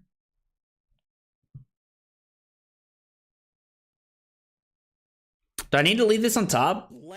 I don't know. Go. I don't know. I almost want to put this on the bottom.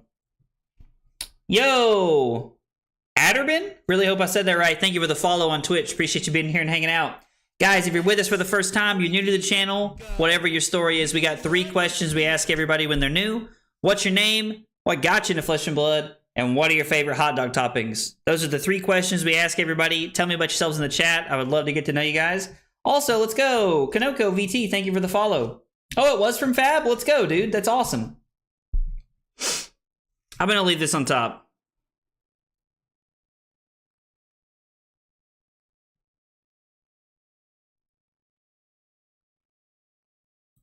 We're just going to come in for 4. We're going to Arsenal the Lace with Frailty, and we're going to try to have a Dominate arrow next turn.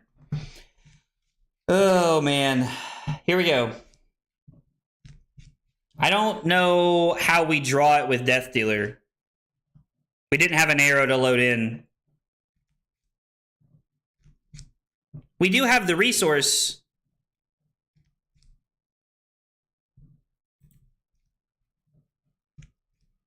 You may put an arrow face up from your hand into your arsenal if you do draw a card. Yeah, we have to actually put an arrow into our arsenal here, Dave. Otherwise, I really like this play. I really like the play that you're talking about if it's not for that. So I'm just going to arsenal, and we're just going to pass here. And we did not draw a great hand to make it happen here. Are they going to pay or are they going to pummel us? They are going to pay. This time around, I'm probably just going to block with 1 card. So Bolton Shot gives us the opportunity to go get go again and then throw the hamstring shot if we'd like. Since we're not really doing much else, I almost want to block here.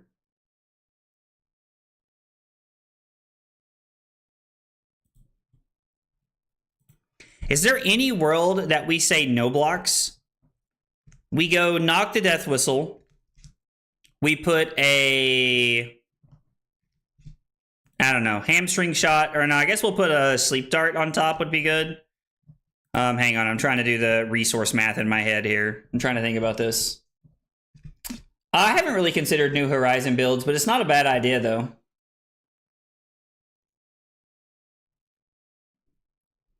Okay, so we can always lead on opting. We can play this, play knock, load in Spire Sniping. We can go get a Bolton Shot. We can go Bolton Shot, load, we would have to use Bullseye Bracers. I think this is no blocks, right? I think this is no blocks here. I don't like giving them the gold, the might, and the vigor here, but I think it's what we're supposed to do. Read the glide path is not bad. So we can leave this on top.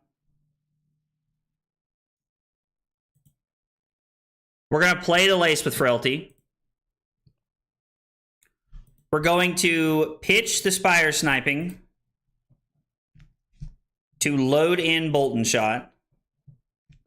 We're going to play Read the Glide Path. We're going to put Lace on the bottom, I think.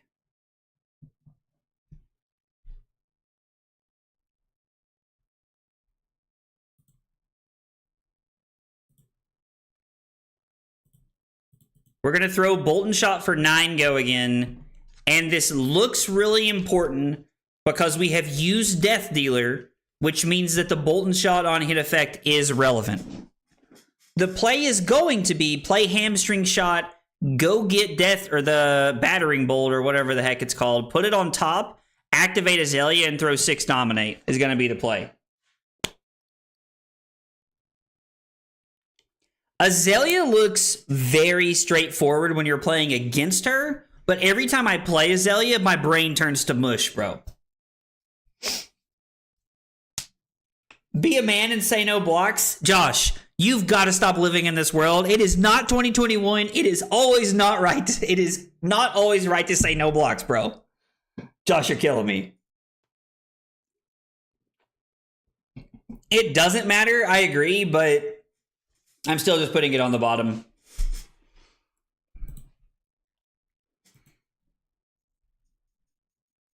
Are they just going to let this happen? So they get a frailty token. We play this, or we load this. We're going to play this. We're going to go get Battering Bolt on top. We're going to load the Hamstring Shot. We're going to flip this over. We are not going to add the aim counter, and we're going to come in for 6 Dominate, which hopefully forces equipment or something. I'm really hoping that they're holding on to a pummel they want to get value out of, and that this is at least awkward. The fact that they're giving me equipment kind of answers that question for me. I gotta read this card. Action. Destroy a gold token you control. Your next attack this turn gets when this hits a hero, wager a Might and a Vigor token, and it has go again, and it has Temper. Okay. You lose to Betsy and I ban Josh. Oh no, we disconnected. I don't know what happened. Oh man. It's always no blocks, no questions asked unless it's a wizard. You always pitch stack for that Ether Wildfire. Listen, I am jealous of the world that you guys live in, where you guys are always saying just no blocks all the time. I don't know, man. I have such a hard time getting on board with that. I have such a hard time getting on board with the whole no blocks thing. Okay, so they have a Might token and a Money Where Your Mouth Is.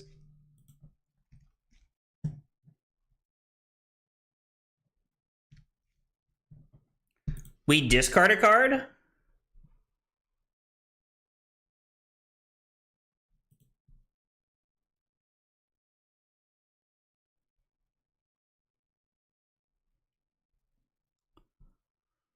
So what if I take 10, go to 15, and then I discard the red in the ledger?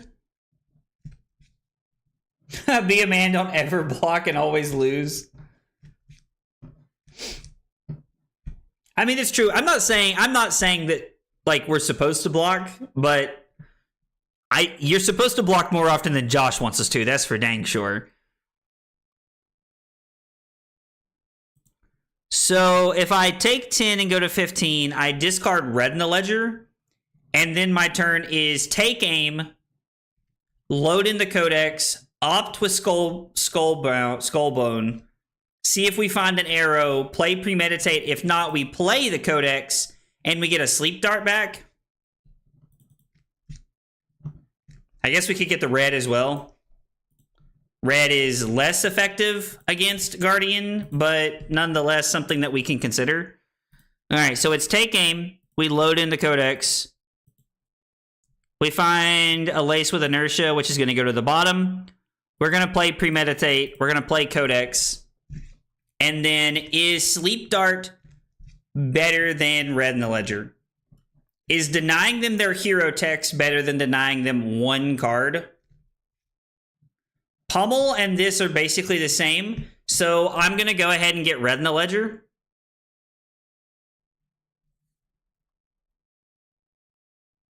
I don't know. It's called a Riptide. I've played Riptide a couple of times. I actually think Riptide's a very, very fun hero, and I think Riptide's really slept on in a lot of metas, in my opinion. But it requires a very high skill ceiling to play Riptide effectively against, like, a very good player base. What did they get back? Command and Conquer?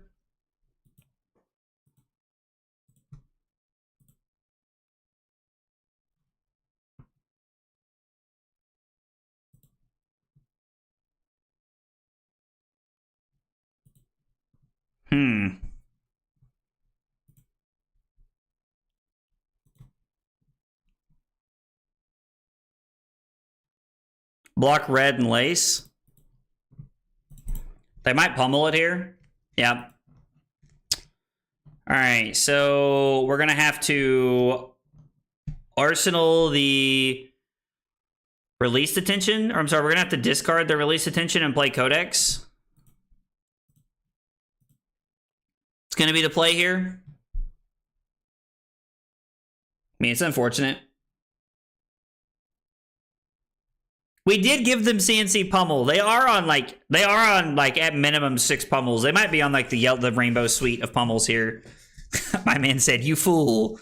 You've activated my trap card." Riptide is about to eat when we go to the high seas. I agree. It's going to be really weird if they don't give us Ranger in this next set. What arrow for 4 can we get that matters?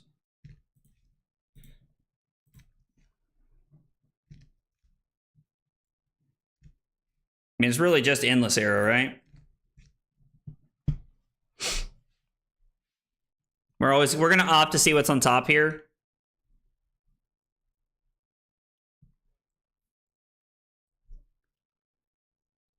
Our opponent almost assuredly is going to give me a card. Is going to give me a card and a piece of equipment to deny me this value. If they don't, we will snap in Bullseye Bracers. I love Drew so much too. New player, how hard is this game to learn? So Kilowatts, I'll level with you. Flesh and Blood is the most skill-intensive game I've picked up. Like, of all the TCGs I've played, it is the, like, to find every single point in every single hand that you have is very, very difficult. We're gonna bottom this. It is very, very difficult to do. Like, I will be 110% honest with you. It is also the most rewarding game I've ever played because of how satisfying it is to start winning games.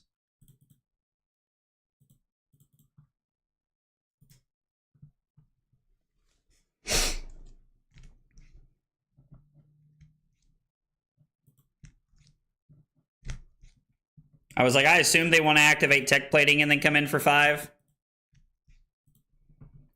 I could block Amplifying Arrow and Lace with Inertia to keep my Infecting Shot here. I could go to 6 and then play out my hand.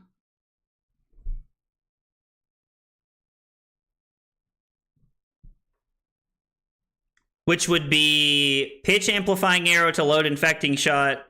And then hopefully we draw an arrow that we can use with Bullseye Bracers off the top.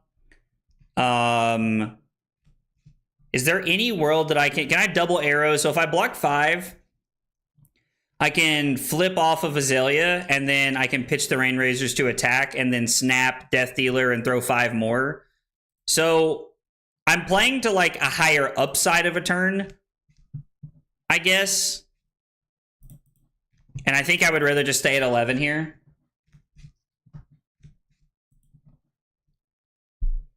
I mean, Flesh and Blood, like, on the surface, I guess, is a very, like... Flesh and Blood on the surface is, like, just attacking and blocking. Like, that's all there is to it on, like, the surface from a 30,000-foot view. But when you get into, like, the minute interactions of the game, you learn way more about the game and how actually complex the game is.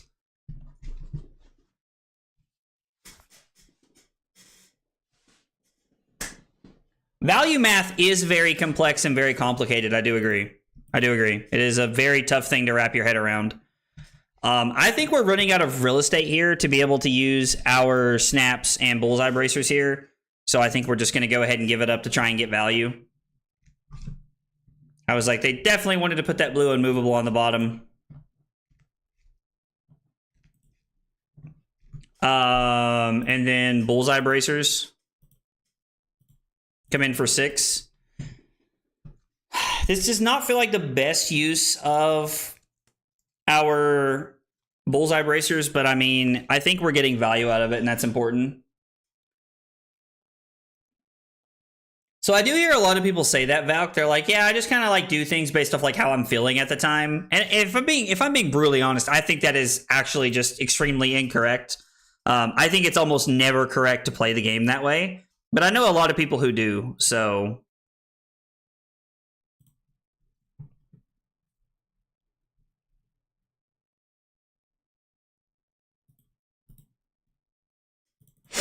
I mean, they have a pummel here. I was like, it's like they might as well have written me a note that says I have a pummel. There's just nothing I can do about it.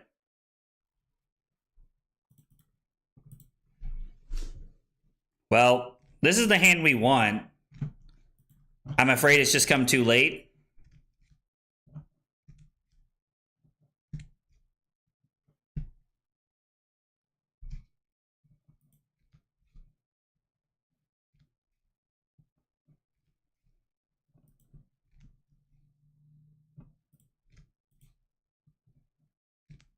So we'll discard a Lace with Blood Rot here.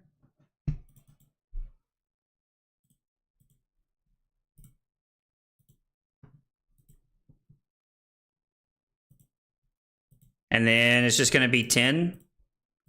I don't think we can afford to blind flip here at this point. I think we have to throw something at them. My man said math is for blockers and we don't block, baby. I feel like once I abandoned turn-by-turn math and followed a game plan, I started winning with new way more. I feel like it's dependent upon each hero because you have, like, new is valued on disruption. And instead of like playing the thing that gets the most value is not always correct with new, because sometimes like you may want to throw a surgical extraction instead of a leave no witnesses because they have no arsenal and they do have cards in hand when it is just worse math. So it really depends on like what your hand looks like as you're going through it.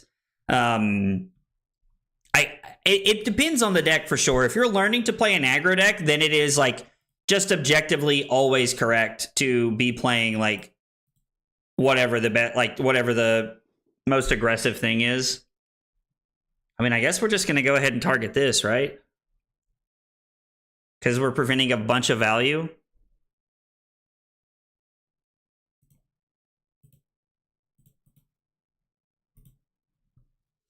They're probably just going to overpower us here, if I had to guess, to close the game out. We went to 1 knowing that, like,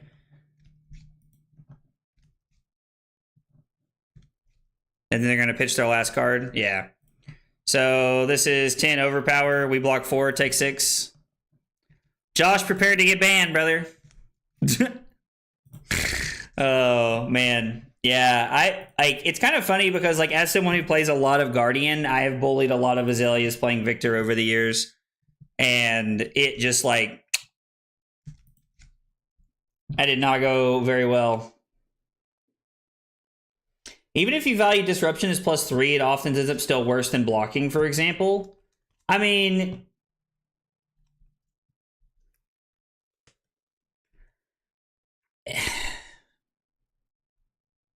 you don't have a lot of natural go again in new, so blocking's just correct. Plus, like, it's your game plan. Like, you're not trying to just attack them a bunch. You're trying to play defense and then disrupt them. So I feel like that kind of goes without saying, though. I guess is like, I don't know. Do you think you lost off the back of Codex giving them CNC? The fact that they had Pummel in that hand definitely did not help anything that turn, Dave. I have actively felt like multiple times that I've actually really enjoyed as a Guardian player when people hit me with Codex of Frailty, because I'm like, oh, like, let me go get like the best card I want out of my graveyard and arsenal it. It's really more like when people are going to use Codex to go get their own Command and Conquer is when it's a problem, and we don't really have that option. So, yeah, the CNC Pummel is definitely the turn that swung things for us, but I think we played the best turn. Do we want to go first or second in this matchup? I really don't know. We're going to go first and try to dominate something, I guess. I don't know. Really don't know if this is correct. Sleep Dart turns off their hero ability. Hamstring Shot makes attacks cost 1 more in a deck that's already pretty resource aggressive. We can cut 2 resource cards and play 61, I guess.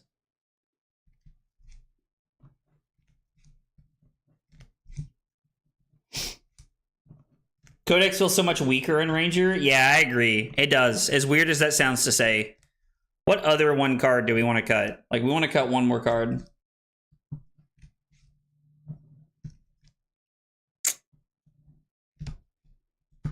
Maybe we cut an infecting shot.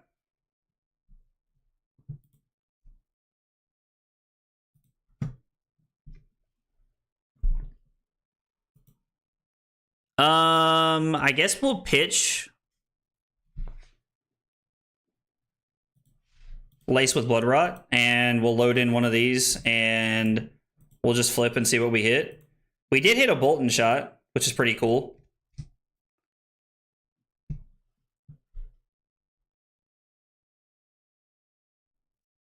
Play Lace with Frailty.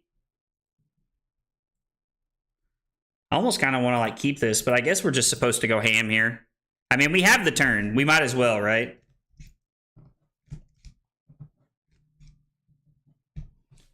Listen, we won 2 games by playing a deck that doesn't want to block, and we're gonna win more games tonight, Josh.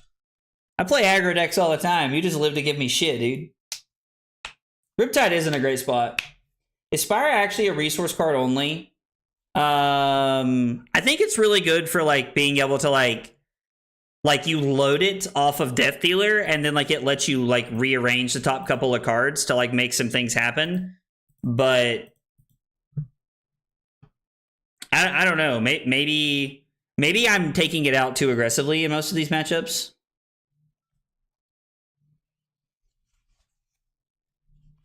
I think most effects have an effective evaluation. They do, Finn. I agree completely. Like you saying that like Red in the Ledger. What the hell is this? Interesting. Like you saying that Red in the Ledger has like an effective like 9 points of value. Against some heroes, you can calculate it that way, yes. Against a 4-card hand. Hey, what's up, Rob? How are you, brother?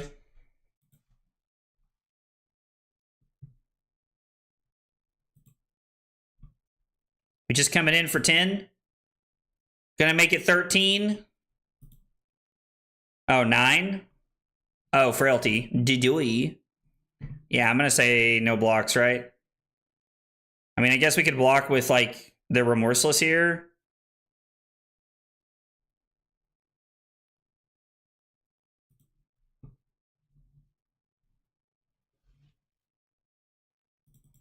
Just for value.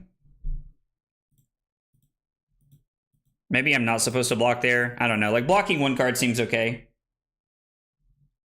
In situations where you have Persuasive Prognosis plus Just a Nick, it's sometimes correct to just block with both, then play it out. Yeah, and I get what you're saying. Like, it can definitely be that way in certain situations. So, what do you guys think about leaving this on top? And then Azaleaing into it, and then throwing, well, no, because we blocked with a card, it makes the math weird. So we can leave the pump on top. There's not really a lot we can do without.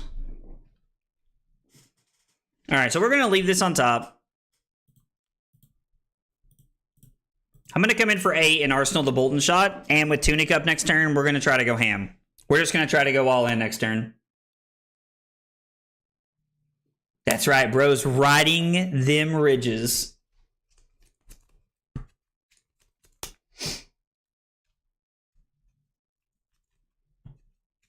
Yeah, no, I definitely get what you're saying, Florian, for sure. Are we at max hype? Yes, we are at max hype. I'm actually very excited for the new Max Hero, like the new Armory deck. It's going to be really cool, I think.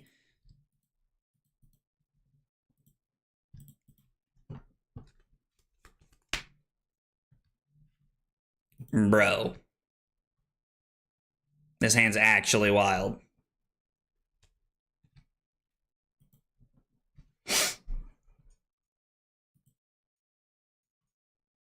This hand feels really good. I mean, they went to the top, but like, or no, I guess it just shows. I was like, they can't Azelia, so 13 and we get a Frailty? I think that's fine, right?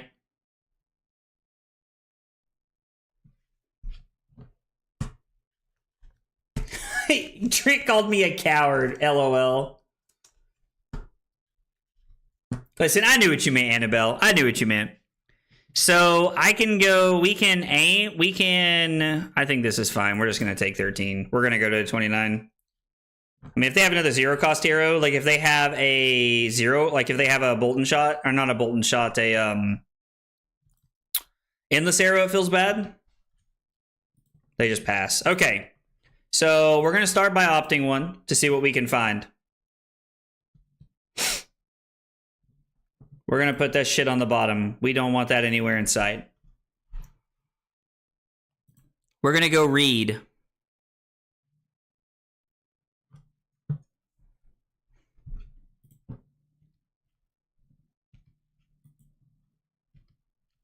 It's not really going to matter, but I guess we'll put this on the bottom as well because we're going to knock now.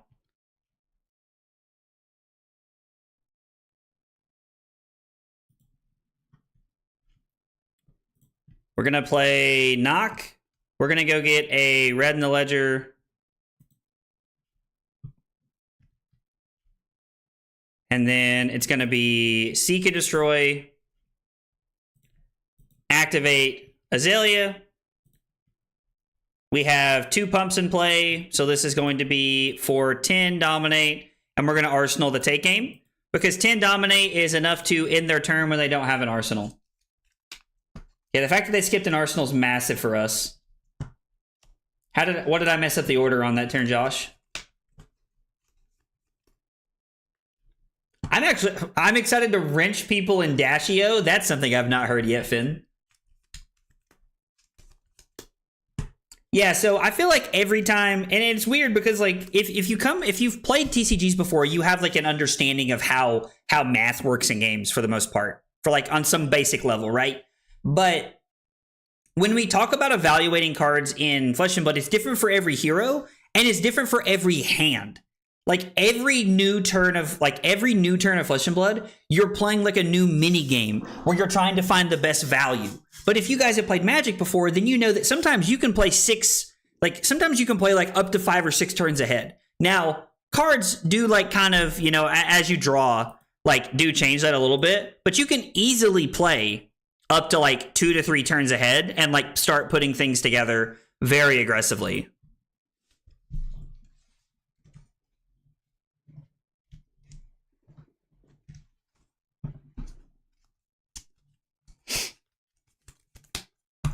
I actually really like this hand. Fab math requires a PhD to equate every now and then. Mid-range dash will be fun.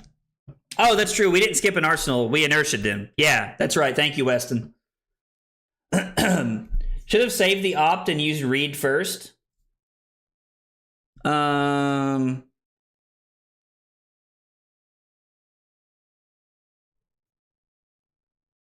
that the same thing?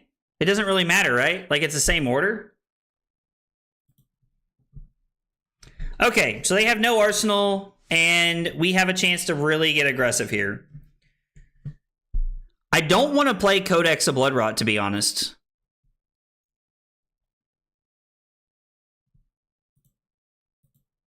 I think we're always supposed to start with Skullbone.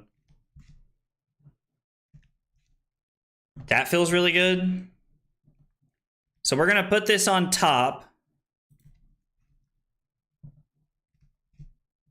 We're going to... Hang on, I got to think about this one.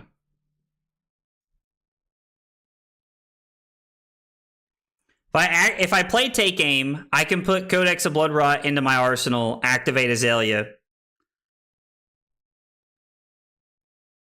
I think we have a really good turn. I think this is just snaps, right? So we get to go Take Aim.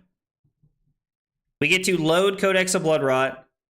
We get to activate Azelia to load in our Endless Arrow. We're not going to put a counter on it.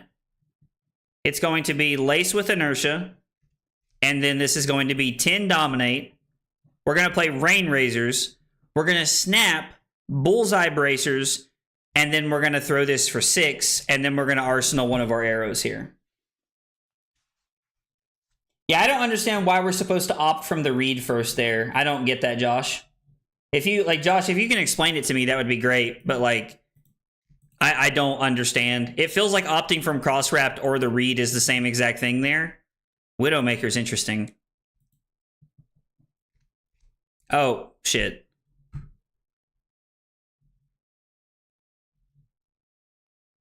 So we're going to play snaps. And then we're going to play Rain Razors. Whoops.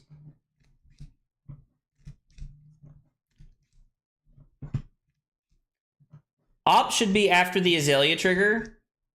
Oh, because the info matters. Oh, I see. I'm following. Because you're like, you're saving more information for after the turn. Yeah, I get what you're saying, Trent. That makes sense. We're going to load in Endless Arrow, and this is going to be for 7. Lethalese.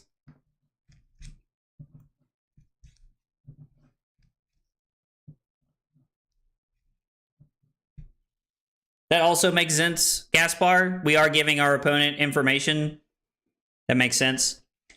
Guys, by the way, if you're here for the first time or you're new to the channel, whatever your story is, we got 3 questions we ask everybody when you're new. They are, what's your name? What got you into Flesh and Blood? And what are your favorite hot dog toppings? Tell me about yourself. I would love to get to know you guys more in the chat. Also, on a different note, ooh, this hand sucks. If you guys are hanging out for the first time and you have not followed and you're watching on Twitch, make sure you hit that follow button. It goes a long way to helping me out. If you're on YouTube, make sure you subscribe and like the video. It also goes a long way in helping me out. And if you are really new, you may not know about what we call the Talishar tournament.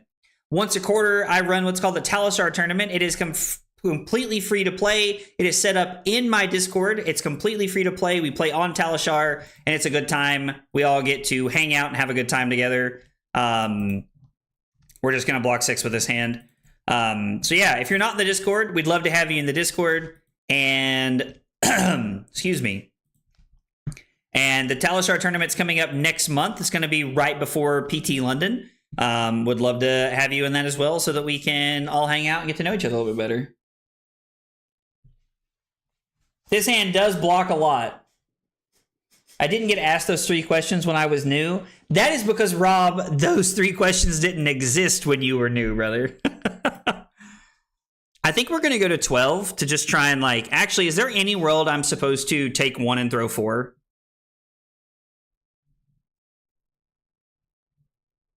I feel like we want to opt here, right?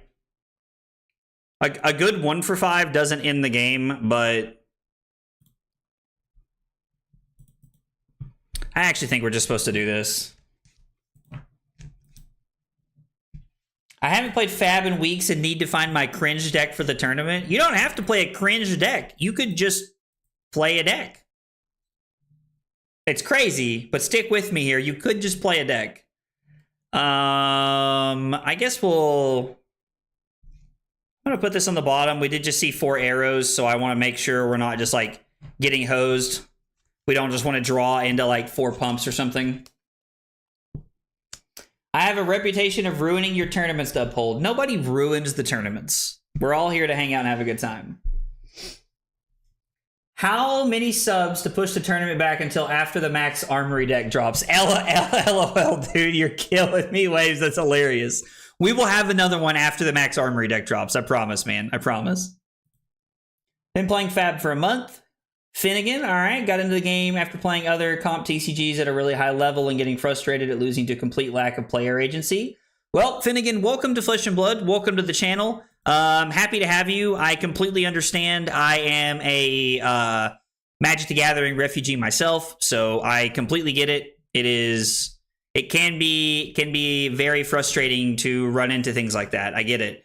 I myself got tired of losing to just not drawing lands, and so now I'm playing Flesh and Blood, and I feel like when I lose games, it is more often than not because I played poorly, and I really like that. Grilled and pickled Onions are the best hot dog toppings with a pretzel bun, and I don't know what split kielbasa is. I don't know what split kielbasa is, but I've never had a hot dog on a pretzel bun. That sounds delicious though. I think we're gonna take 8, and we're just gonna try to go ham here. We're gonna be aggressive. Be aggressive. So I don't know like what everybody does for work. I work in a healthcare system. I'm an educator for a software called Epic. If you've worked with Epic before, you know what it is. But one of my coworkers sent me a message on Microsoft Teams today, and then out of nowhere deleted the message before like I could even like see it. And so like it just says, you know, like if you guys have ever seen that, you know that it says blank deleted a message or whatever. And I think we're just gonna save the tunic counter. And I was just like, and I sent the gif from Parks and Rec where they're like, don't be suspicious, don't be suspicious, don't be suspicious. And I love that gif so much. You know, it's Carly, I say that all the time. That is like one of those things. I'm like, don't be suspicious, don't be suspicious. So yeah. Anyway, after I go on a side tangent about my life here, I think going first really worked out for us. Being able to set up an early turn turn 0 dominate to put our opponent down 9 life was really good for us there. Hot dog on a pretzel bun with mustard, that also sounds good. Yo, what? I've never lost an important game to variance. Yeah, what Nick said is very true. A lot of the game, like when you lose games in Flesh and Blood, it is more than likely because your opponent played better than you, even if you cannot see it at the time. That is why game review is so important. So it's a smoked Polish sausage. Ooh, interesting. I like sausages, so I'm in. I like playing poorly. Of course, Rob's going to take everything that I said and twist my words. I do not like playing poorly. I like knowing that if I lost, it is because I played poorly, not because the game had bad variance. You can lose games. If you want to play something without variance where the only reason you lose is yourself, go play chess. Period. Go play chess. If you lose at chess, it is because you are worse than your opponent. You can lose to variance in any card game you play. Flesh and Blood takes away as much variance as it can. Everyone that says that never got rolled by Bravo. I've been rolled by Bravo multiple times, but like, that just happens. Like, you can lose games because your opponent's high roll or because you low roll, but that does not happen majority of the time.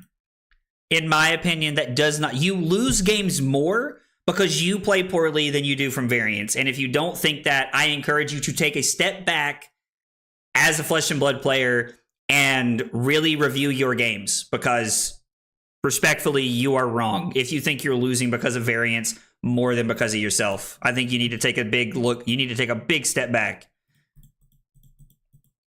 All right, so we're gonna add in our 6 arrows, where I think we cut blue spire snipings that time and a Codex of Blood Rod, I think is what we did. Or no, what arrow did we cut? We cut one that we felt like wasn't very good. It was an amplifying arrow, was it? No. What did we cut? Are we supposed to cut drill shot? I mean, it's a 0. We cut a 1. Was it infecting shot? It might have been. Yeah, let's try it like this again. We'll see what happens. Complaining about variance in card games is the same as complaining about rolling lower on a dice. I mean, I think sometimes it's okay to be frustrated that you drew poorly. Like, I think that's an okay thing, Drew. I mean, this is insane, right? This is actually just crazy. Like, knock on turn 0 is so good. Hey, it's the Sonic Doom sleeves. That's cool. I don't run into those very often. We're going to load in amplifying arrow. Are we supposed to opt here? I mean, the answer is probably just always yes, right? Wait, we know what's on top. LOL. I'm such a boob. Lol. And then we're going to pitch Infecting Shot to red and Arsenal to red here. I can't believe I opted after knowing what was on top. Whoever goes first has a huge advantage. I don't disagree with that statement, but I still think the amount of variance is high enough to get frustrated over it. I would like to clarify that being frustrated over variance is okay. Being frustrated about variance is an okay statement. Like, that is okay. There's nothing wrong with being mad about losing to variance. That is an okay thing to let happen. I think that more often than not, people need to take a step back. And I had a really hard time with that when I came for Magic, because I was so used to being like, oh, I drew a 5th land. Like, I just lost. And like being angry about it. But that's not really the case all the time. Are we just supposed to throw 14 here and just come off of an Arsenal? Like, there's not any, like, massive hits here for them, so we're going to leave that on top. I really like Bolt and Shot. Definitely going to play the Lace with Frailty. Definitely going to play the Seek and Destroy. Do I want to play the Inertia, or would I rather just come in for 11? I think we're going to do the whole thing here. I think 14 is just so powerful. Wait, what did Valk ask? Yeah, that was turn 1 when they gave up their headpiece there. It was turn 1 when they gave up their headpiece there. No, we could have came in for 11 and kept our pump. Would have been fine. The only thing I hate about this is that they can let the Inertia happen before they let the Lace with Blood Rot happen, and they're still okay, right? There is a new yeah, there's a new Valda coming out, but we already knew that, right, Trent? Or did something get spoiled that I'm not aware of right now? Like, did something get spoiled I'm not aware of at the current moment? I look at variance like it's a penalty in a football game that doesn't go your team's way. It's unfortunate, but it happens. I mean, I actually think that's a really, really good, like, analogy. I think it still sucks, but it's a good analogy. Yeah, like, I actually really like the I've never heard it phrased that way, but I really like that, Waves.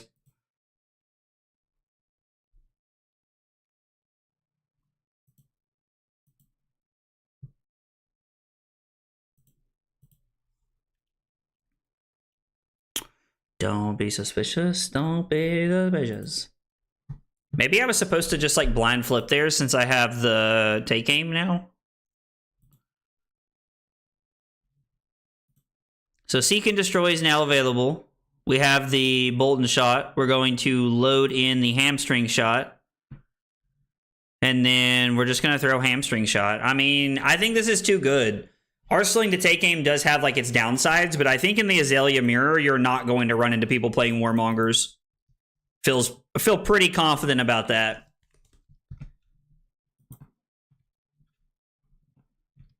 Not having an arrow is pretty bad. Pretty bad. Codex? Do they even have a red? No, what do they get? Sleep Dart? I mean, that's pretty relevant here.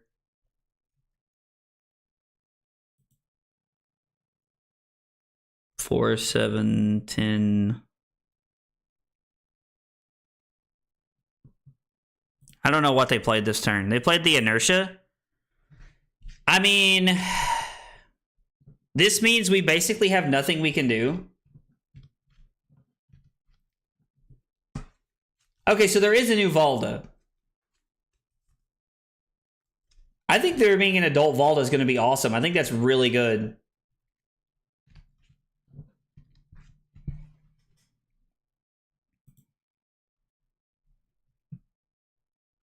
I mean, we just don't have an arrow. This doesn't help us. I don't think we can even do anything.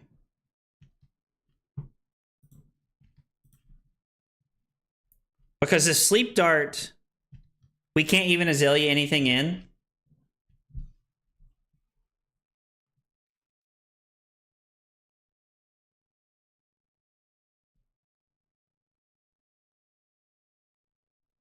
Yeah, like no matter what we do here, we're just in a really bad spot. Does not matter. Yo, Lord Vaughn, thank you for the follow on Twitch. Appreciate you being here and hanging out. Appreciate that, means a lot. Guys, we got 3 questions we ask everybody when they're new. What's your name? What got you into Flesh and Blood? And what are your favorite hot dog toppings? Tell me about yourselves in the chat. I would love to get to know you guys. Yeah, it's unfortunate, but I think it's our play. Man, yeah, we just... Not being able to Azelia there is very unfortunate. That probably, like, took the game out of our hands here.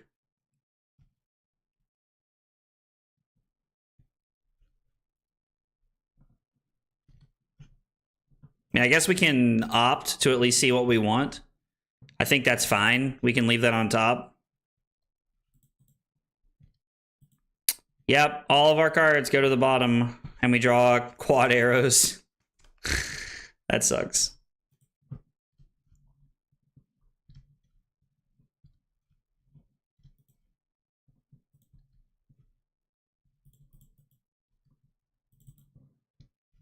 It's like, this probably snaps, but I don't think it matters.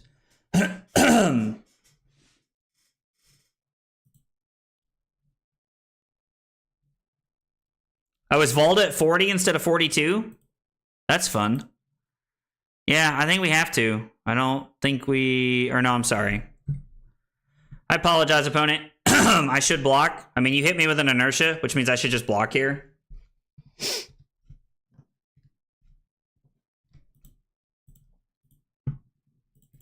Take 5, go to 20.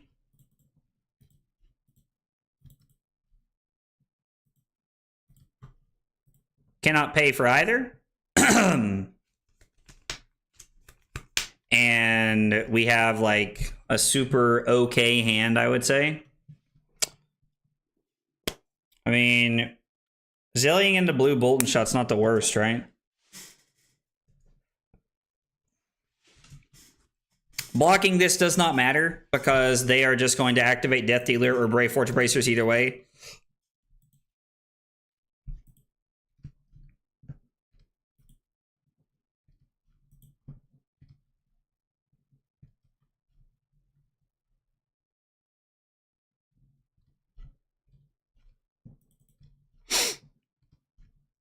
I hate it, but I think we have to. I hate it. What cards are you shuffling? So I have 4 cards on my desk that I shuffle when I play games. I know that's like super cringe, but you gotta be shitting me.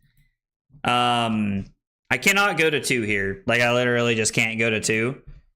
I think we just have to commit to going to 1 here. But yeah, I have 4 cards from my time over Flesh and Blood that I feel like really signify the decks I like to play. I have a Peace of Mind, which came from me playing Oldham. I have a Mounting Anger, which came from my time playing Phi. I have a Test of Strength, which came from my time playing Victor. And then I have Flittering Charge from Aurora. So I have all these 4 cards that I shuffle back and forth that I think like signify an important time for me playing Flesh and Blood.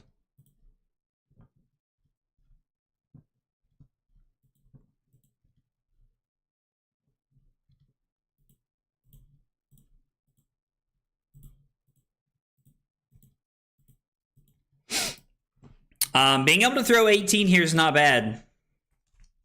It really doesn't matter because we're probably just going to die to dominate, I imagine. I mean, they very quickly said no blocks, so I'm assuming that they have a guaranteed way to end the game. I mean, I am at 1, so like pretty much anything ends the game, right?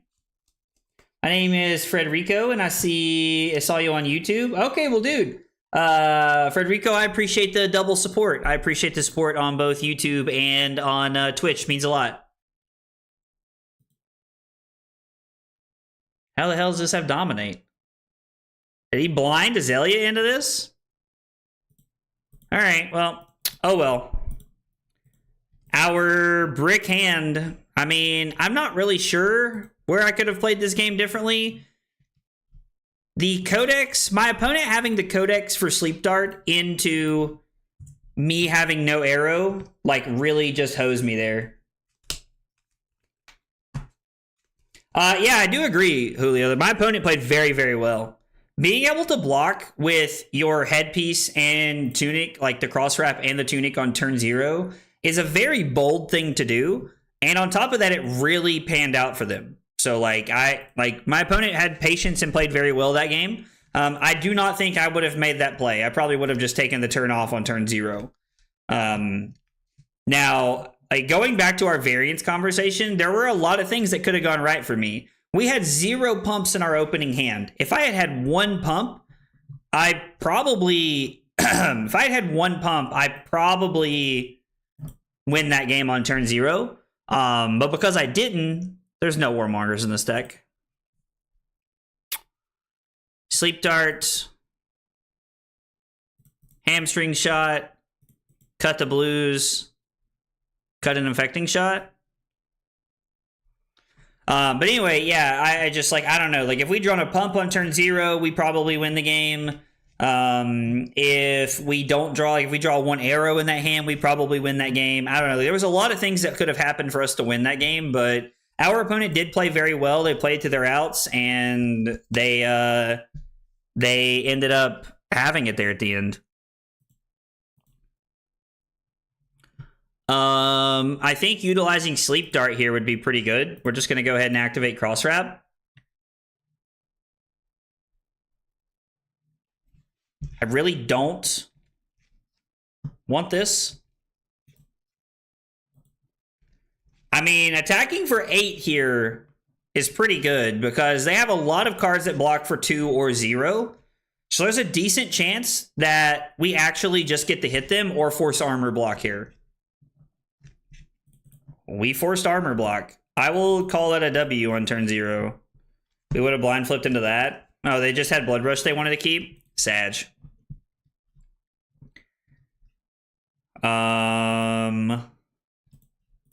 We're going to take a bunch of damage and red them for 1 billion.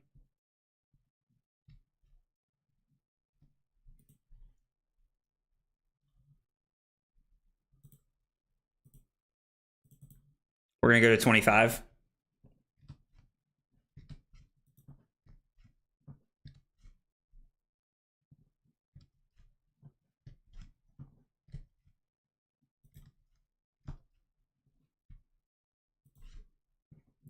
Josh, are you telling people that I play Aurora, or are you talking trash? I can never tell with you, dude. So, am I supposed to opt here? I think we're supposed to opt in case we just find this on top. Like, I think exactly this situation is why we're supposed to do this. So we can leave this on top.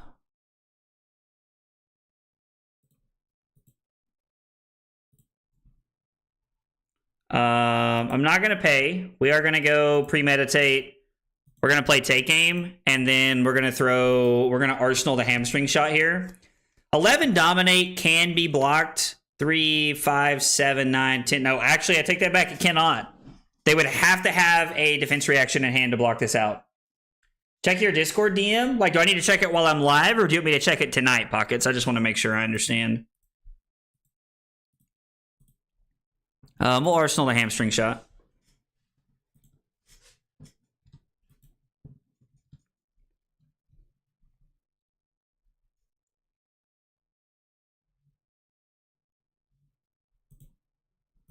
We'll take 1.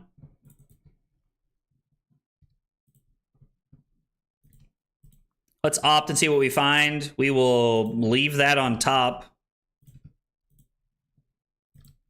I will not, and then we will ship this for a dominate. They can block this one out. I mean, I would call this a win. Getting pretty much all of their equipment like that feels like a massive W to me. I mean, them having a second Blood Rush by the 3rd turn of the game is less than ideal. Yo, Simo, what's up, dude? Are you late? I mean, we're still alive, man, so you're not too late. 'Cause it's never too late. I'm never too wrong. All the right things to say. You know, I'm just a little too late. We're going to go to 18. I think we're going to need a good disruption turn here. Oh, pulping sucks. I think we'll block with the remorseless here.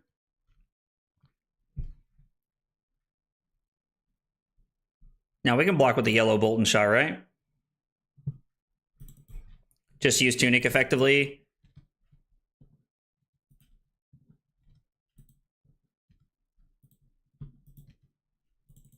It's a pretty good turn. I would say they use their hand very effectively. Let's bottom this. Blind flip.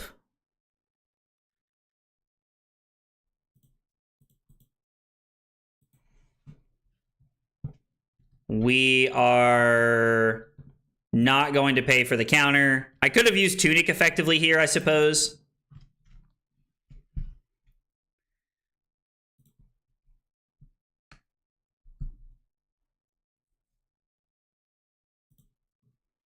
I think we might as well, like, snap. Put the last counter on their apex. They want to block with that, so I suppose that's correct. And then it's going to be bullseye bracers in the remorseless, and we're going to come in for 6. Trying to deal them some extra damage. I'm afraid we might have just been too far behind here. Got me feeling like Walter White. LOL, dude.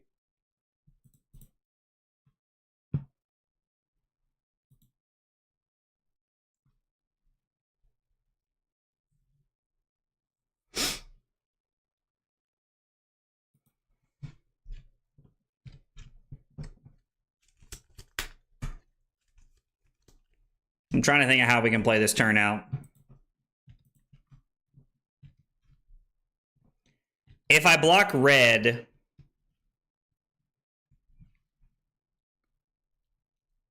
I can block red and cross wrap here.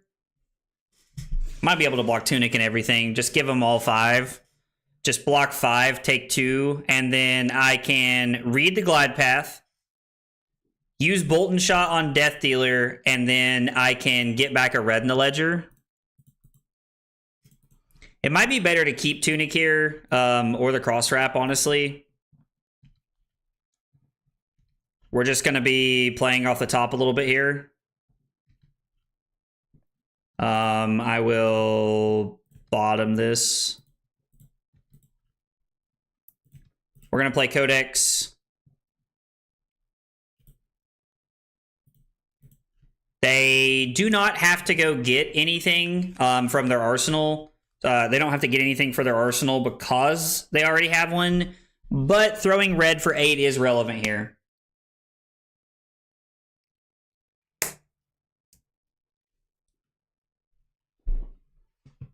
So this puts them to 12. Red is active, and we get an arsenal from the ponder here.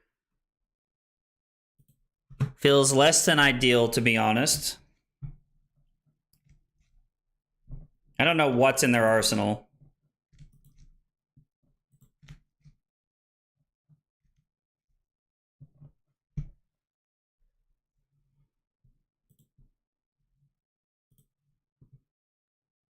There's no more reds to search up.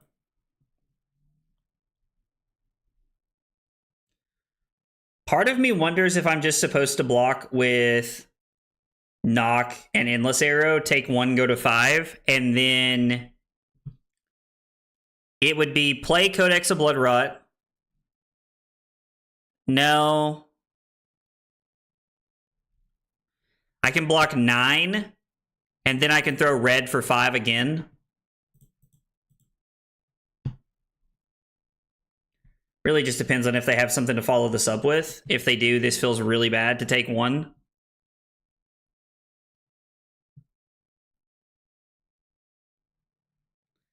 Am I supposed to take one? Just to be able to block something from their arsenal? Well, no, they had red. Oh my god, they had red.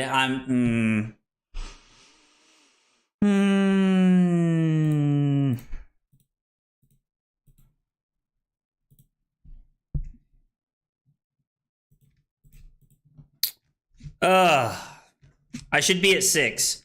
Hopefully that 1 point does not bite me in the butt here. That was just a big dumb mistake right there.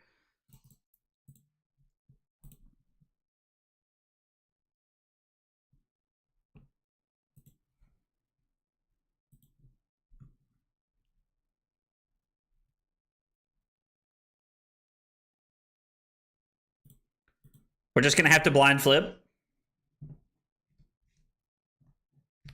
I don't like going to 2. I don't think we have another option, though.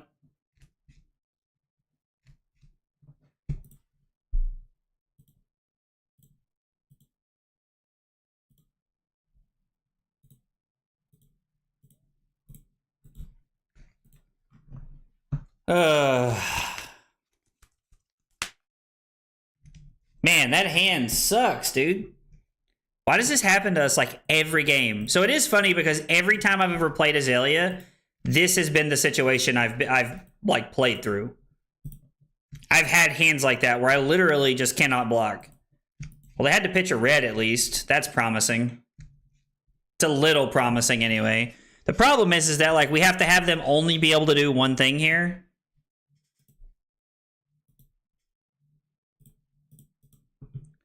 If this is it, we have a chance. If they drew into a yellow or a blue, we're dead.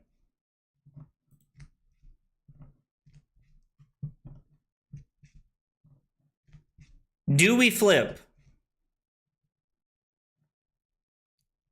They're not dead no matter what, right?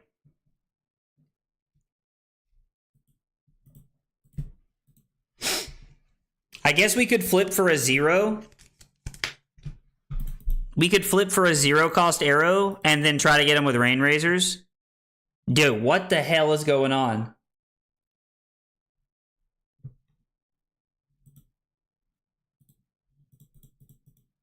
It's a second hand of no arrows we've drawn.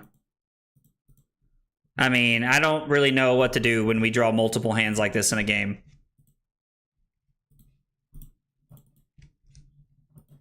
When you draw 2 hands that literally cannot do anything, I don't think you're going to win.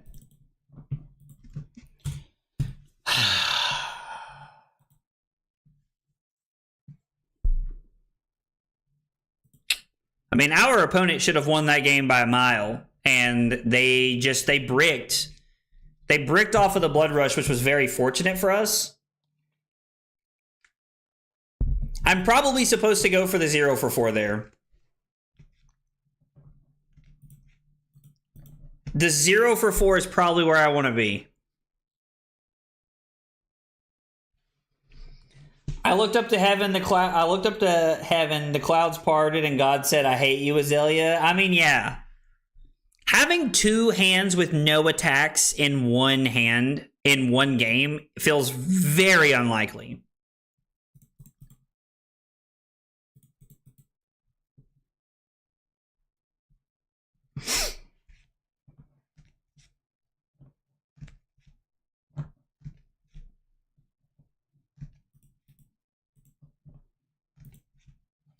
We're going to try it this way around this time.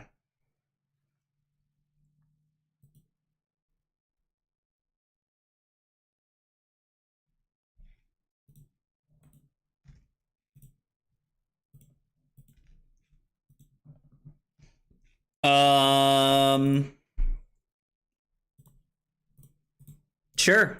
What the hey? What the hey? It's possible we have too many buffs in our deck. It is very, very possible that that is the case. That I'm just playing a very, like, greedy, like, too many buffs list, and it's hurting us because of that.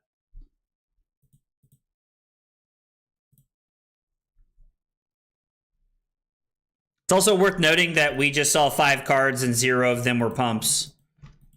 So it's like, it's not just that we're drawing all non-attacks. We're also drawing hands that don't buff either. I don't know. It's been a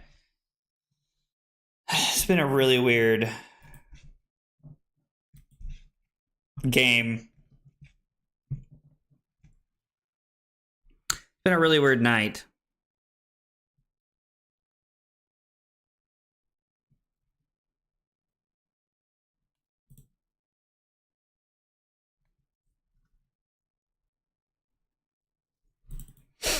We're going to block like this.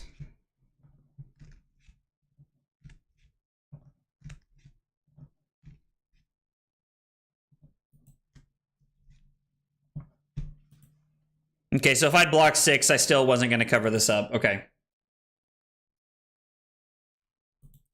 I don't think it's a normal Ranger night. If that was the case, no one would play this deck. There's no way that you go to a 7-round tournament and you have 2 hands in one game and 1 hand in... You have 3 games with 1 hand where you have no functional way to play anything, and then you have 2 hands in one of the same games where you have no functional hand again. If that was the case, no one would play this hero.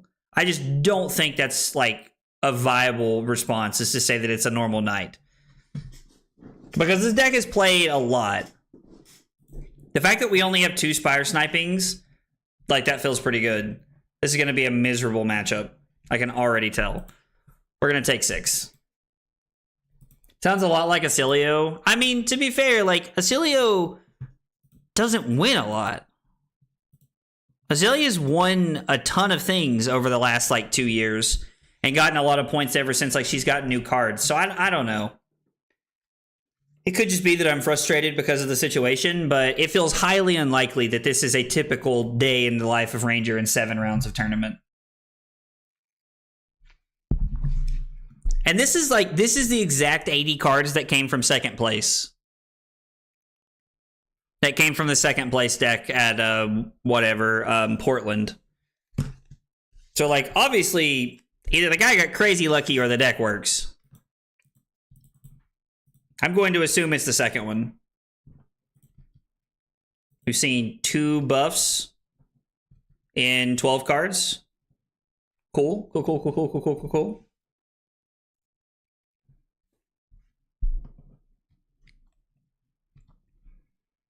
What do you mean, Josh? She's, like, about the LL, and that's all been because of, like, the last, like, year and a half. Like, she's gotten a ton of points over the last year and a half, man.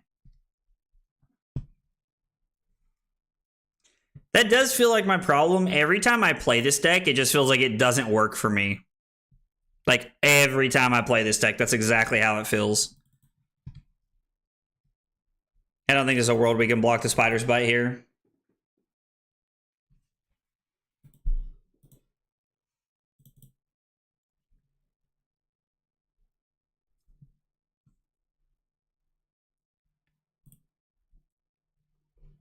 Ooh, Concealed Blade to go get a different dagger? That's kind of cool, actually.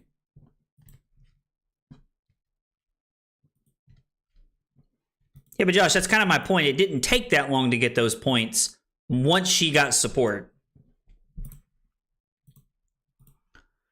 So it's Death Dealer into Bolden Shot.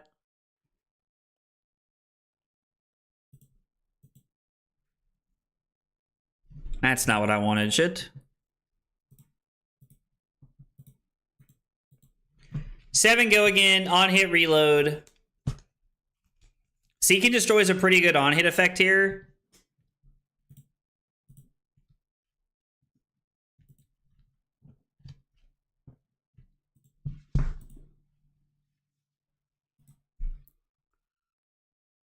Okay.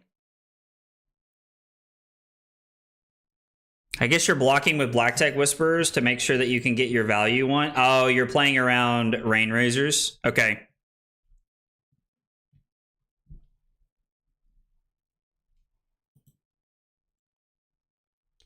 So my opponent has committed to covering this up, which I think is fine. I'm going to load in the Endless Arrow. I'm going to come in for 5. I'm going to snap this. so that we get the Endless Arrow back. We're going to go Codex. We're going to get red in the ledger. We're going to discard Endless Arrow. We'll leave this on top. And then we'll come in for 5 with the red in the ledger here. I think overall this ended up being a pretty good turn for us here. We made up a 10-point difference. Death Dealer is really cool. I do like Death Dealer a lot. Man, it'd be really cool if they just didn't have, like, Arsenal Disruption all 3 turns of the game so far. Nah, I guess we're just going to let this hit. I don't think I can block.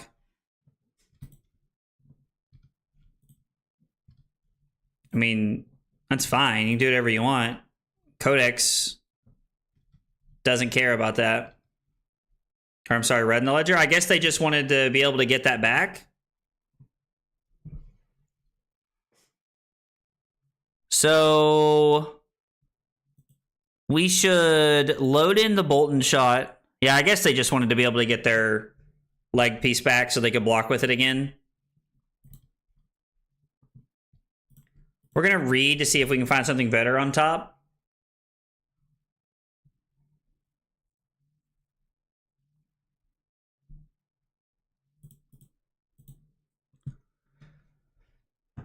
Am I supposed to blind flip here?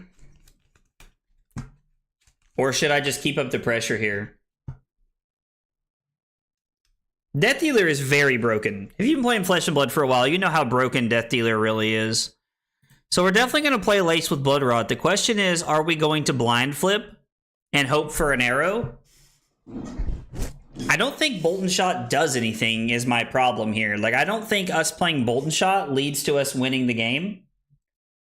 I mean, we don't have a turn, but it kind of feels like we don't really have a turn here anyway.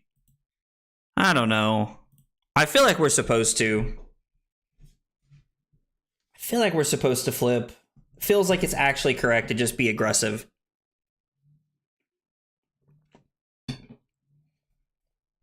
Like, I definitely hear what you're saying, Trent. Not having a turn is bad. I mean, I guess their hand was really bad, so that worked out well. We would have hit a different Bolton shot. LOL.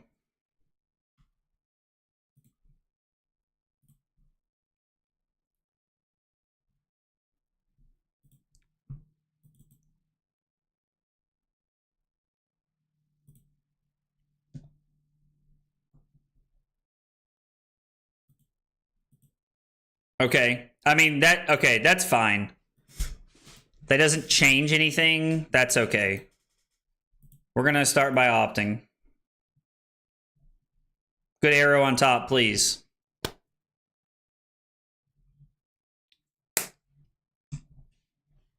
Do I leave this on top? I don't think so. We are supposed to flip now. We have arrows we can load here.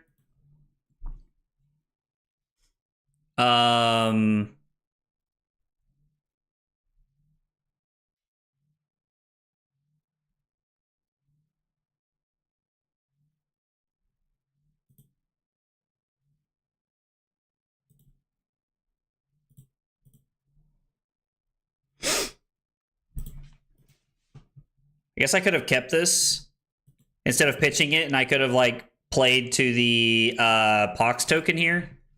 I guess technically I can still play to the Pox token. Yeah, so... I mean, I definitely feel defeated about the situation from tonight. Yeah, like, playing Azelia always feels this way to me. I always feel incredibly bad when I play Azelia. It always happens. I like playing the deck because it's cool and fun, but it just always feels so bad.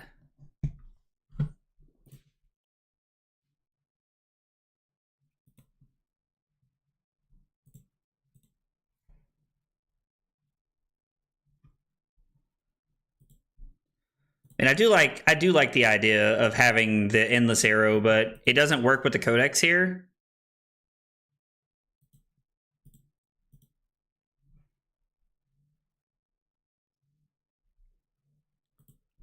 Like, what am I knocking for? I guess would be my question.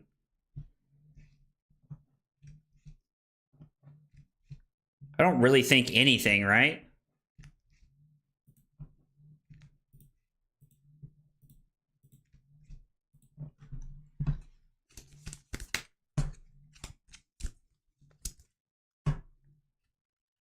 I do enjoy blocking. That is very true. Maybe Riptide would be more my speed. Another Bolton shot could be pretty good. I kind of like the idea of pitch knock to play Death Dealer, to activate Death Dealer, and then play Codex, and then throw a probably a red, depending on how they block here.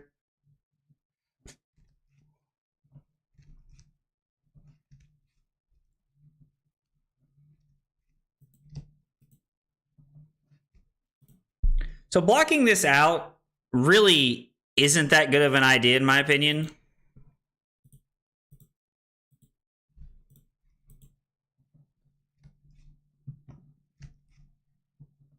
I mean, I guess the red doesn't really do that much. Maybe the hamstring shot is better. I don't know. I don't hate the idea of the hamstring shot here because it could actually hamstring their turn based on resources here. Yeah, hamstring's really good here. I get the same feeling when playing Azealia. I mean, yeah, like... I don't know. Every time I play Azealia, it just feels so not fun. Like, I just... Everybody makes it look like a lot of fun, and I just never feel like I have the same success with it.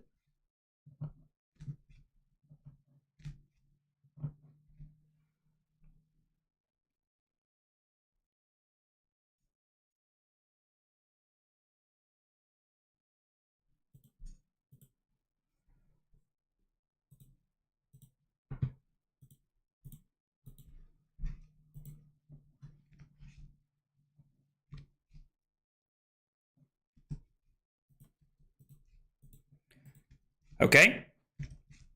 Yeah, I don't know. That's true. The hamstring shot does stop them from playing Leave No Witnesses from hand, which is really good. My local Azealia player is so good, but they use Tunic to suddenly set up 5 to 6 card hands every 3 turns and absolutely blow people out. Yeah, I mean, I think Azealia has a rough time into Assassin in general. I think that's like a pretty like common idea. But yeah, I mean, I get it. Like, I know a lot of people who like make Azealia look really, really powerful.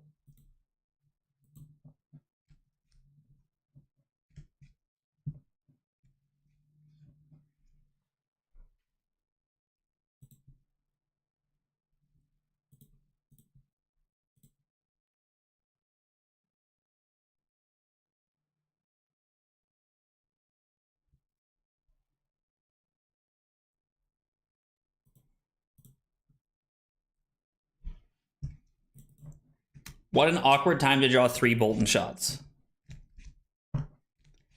Yeah, we had a hand on Tuesday night when I was playing. We had a hand on Tuesday night when I was playing Aurora, when we drew 3 Entwined Lightnings against the Bonds, and it always just feels so bad. Like having 3 of the same card in your deck, especially when there's only like 3 copies of it, feels really, really bad. Now, we do have 6 copies of Bolton Shot, so it seems more reasonable, but... Yeah, John, I agree. I think that Aurora is like probably one of the like most consistent heroes in the game right now, especially from an aggro perspective. I would really like to get this game. I would really like to close this game out.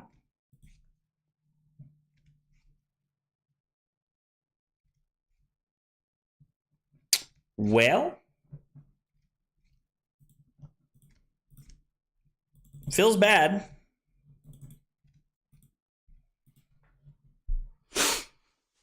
I don't think there's a reason to even try to dominate anything. I think we're just supposed to try and set up, wait for another turn.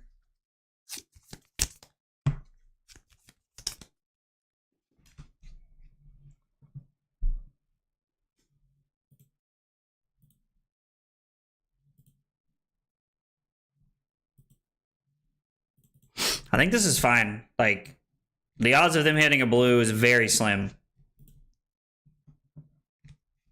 Very slim. Azelia does make big numbers.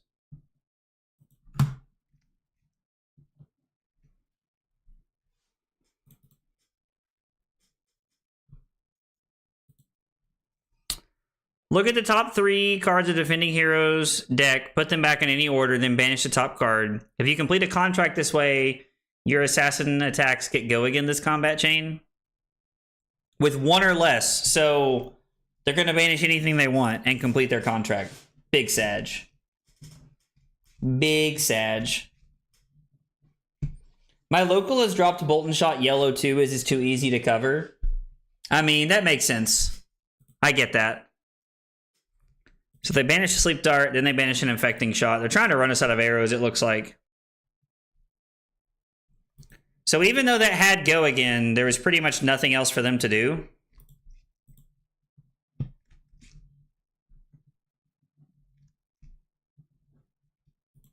We're going to put this on the bottom. I am going to blind flip because I have an arrow in my hand I can play. That is actually nuts.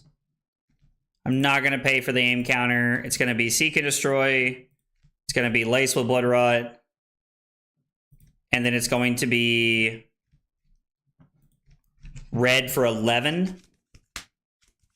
My biggest concern is just getting fatigued at this point.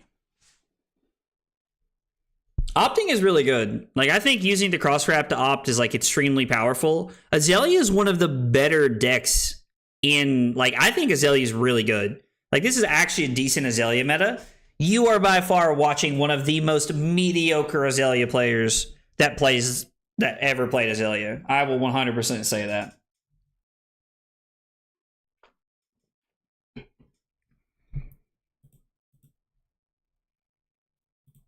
D-React from Arsenal. Probably a D-React from hand, too, if I had to guess. That or they think they can end the game.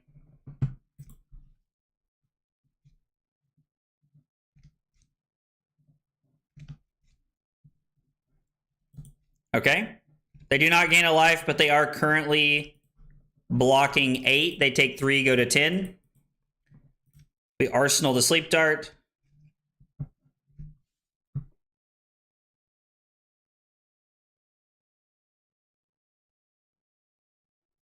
They get back to Black Tech.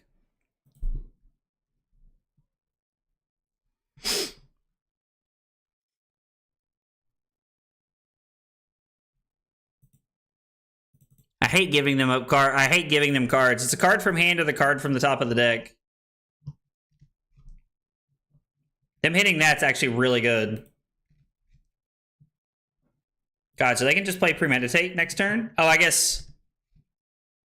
Yeah, they get to Ponder, but... Alright, we put them to 5. Leave that on top. I'm not going to pay for this. We're going to go Seek and Destroy, take aim. This is going to be 10 Dominate. I don't think they can stop this one. I definitely think I would be better with Riptide than Azelia. The deck is way more in my wheelhouse. It likes to block too much. It's way more up my alley.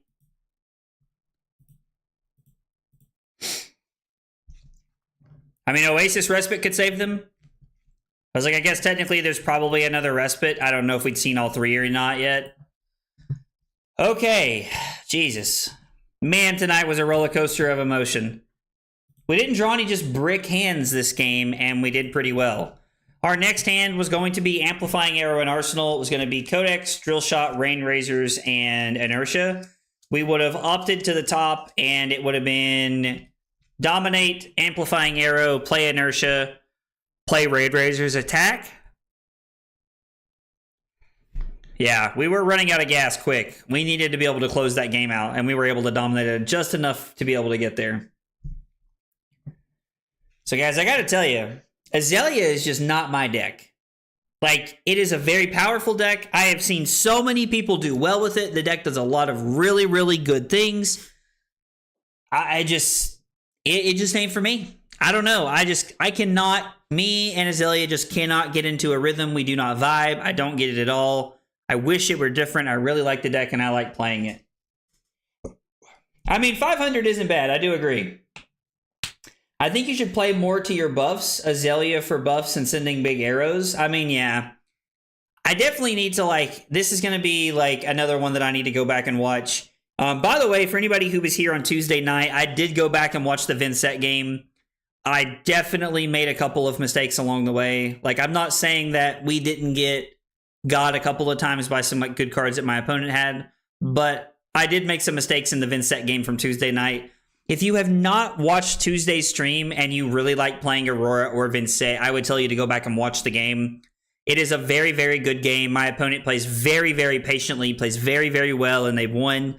But I think I made a couple of play pattern mistakes that could have worked out better for us. So, have I tried talking nicely to her? Listen, Azelia does not listen when I talk to her. So, I might try it though, John. I might try it though. Guys, for anybody who does not know, I am going to be cutting the stream off here in just a minute. Cutting it off a little early tonight. I'm starting a podcast and we're going to record our first episode tonight. I know that everybody has a podcast, but I thought it would be fun. As we start putting out episodes, I'll probably start advertising it in the Discord and stuff like that. So anyway, thanks for hanging out tonight. I'm sorry I made Azelia look so bad to all you guys that love Azelia, but I have some fun playing her. And I also kind of want to like take every Azelia card I own and burn it in a fire. So oh, guys, thanks for hanging out. Hope you guys have a good night. I will be streaming on Saturday. We'll probably, I don't know what we'll be playing. Not Azelia. I don't know what we'll be playing. I'll probably let the YouTube members and the Twitch subscribers vote on what everybody wants to play. And we'll be streaming on Saturday before my Armory event. So anyway, thanks for hanging out. Have a good night. I'll see you guys on Saturday. Take it easy, guys.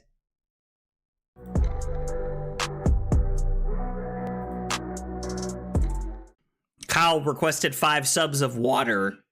Fucking weeb.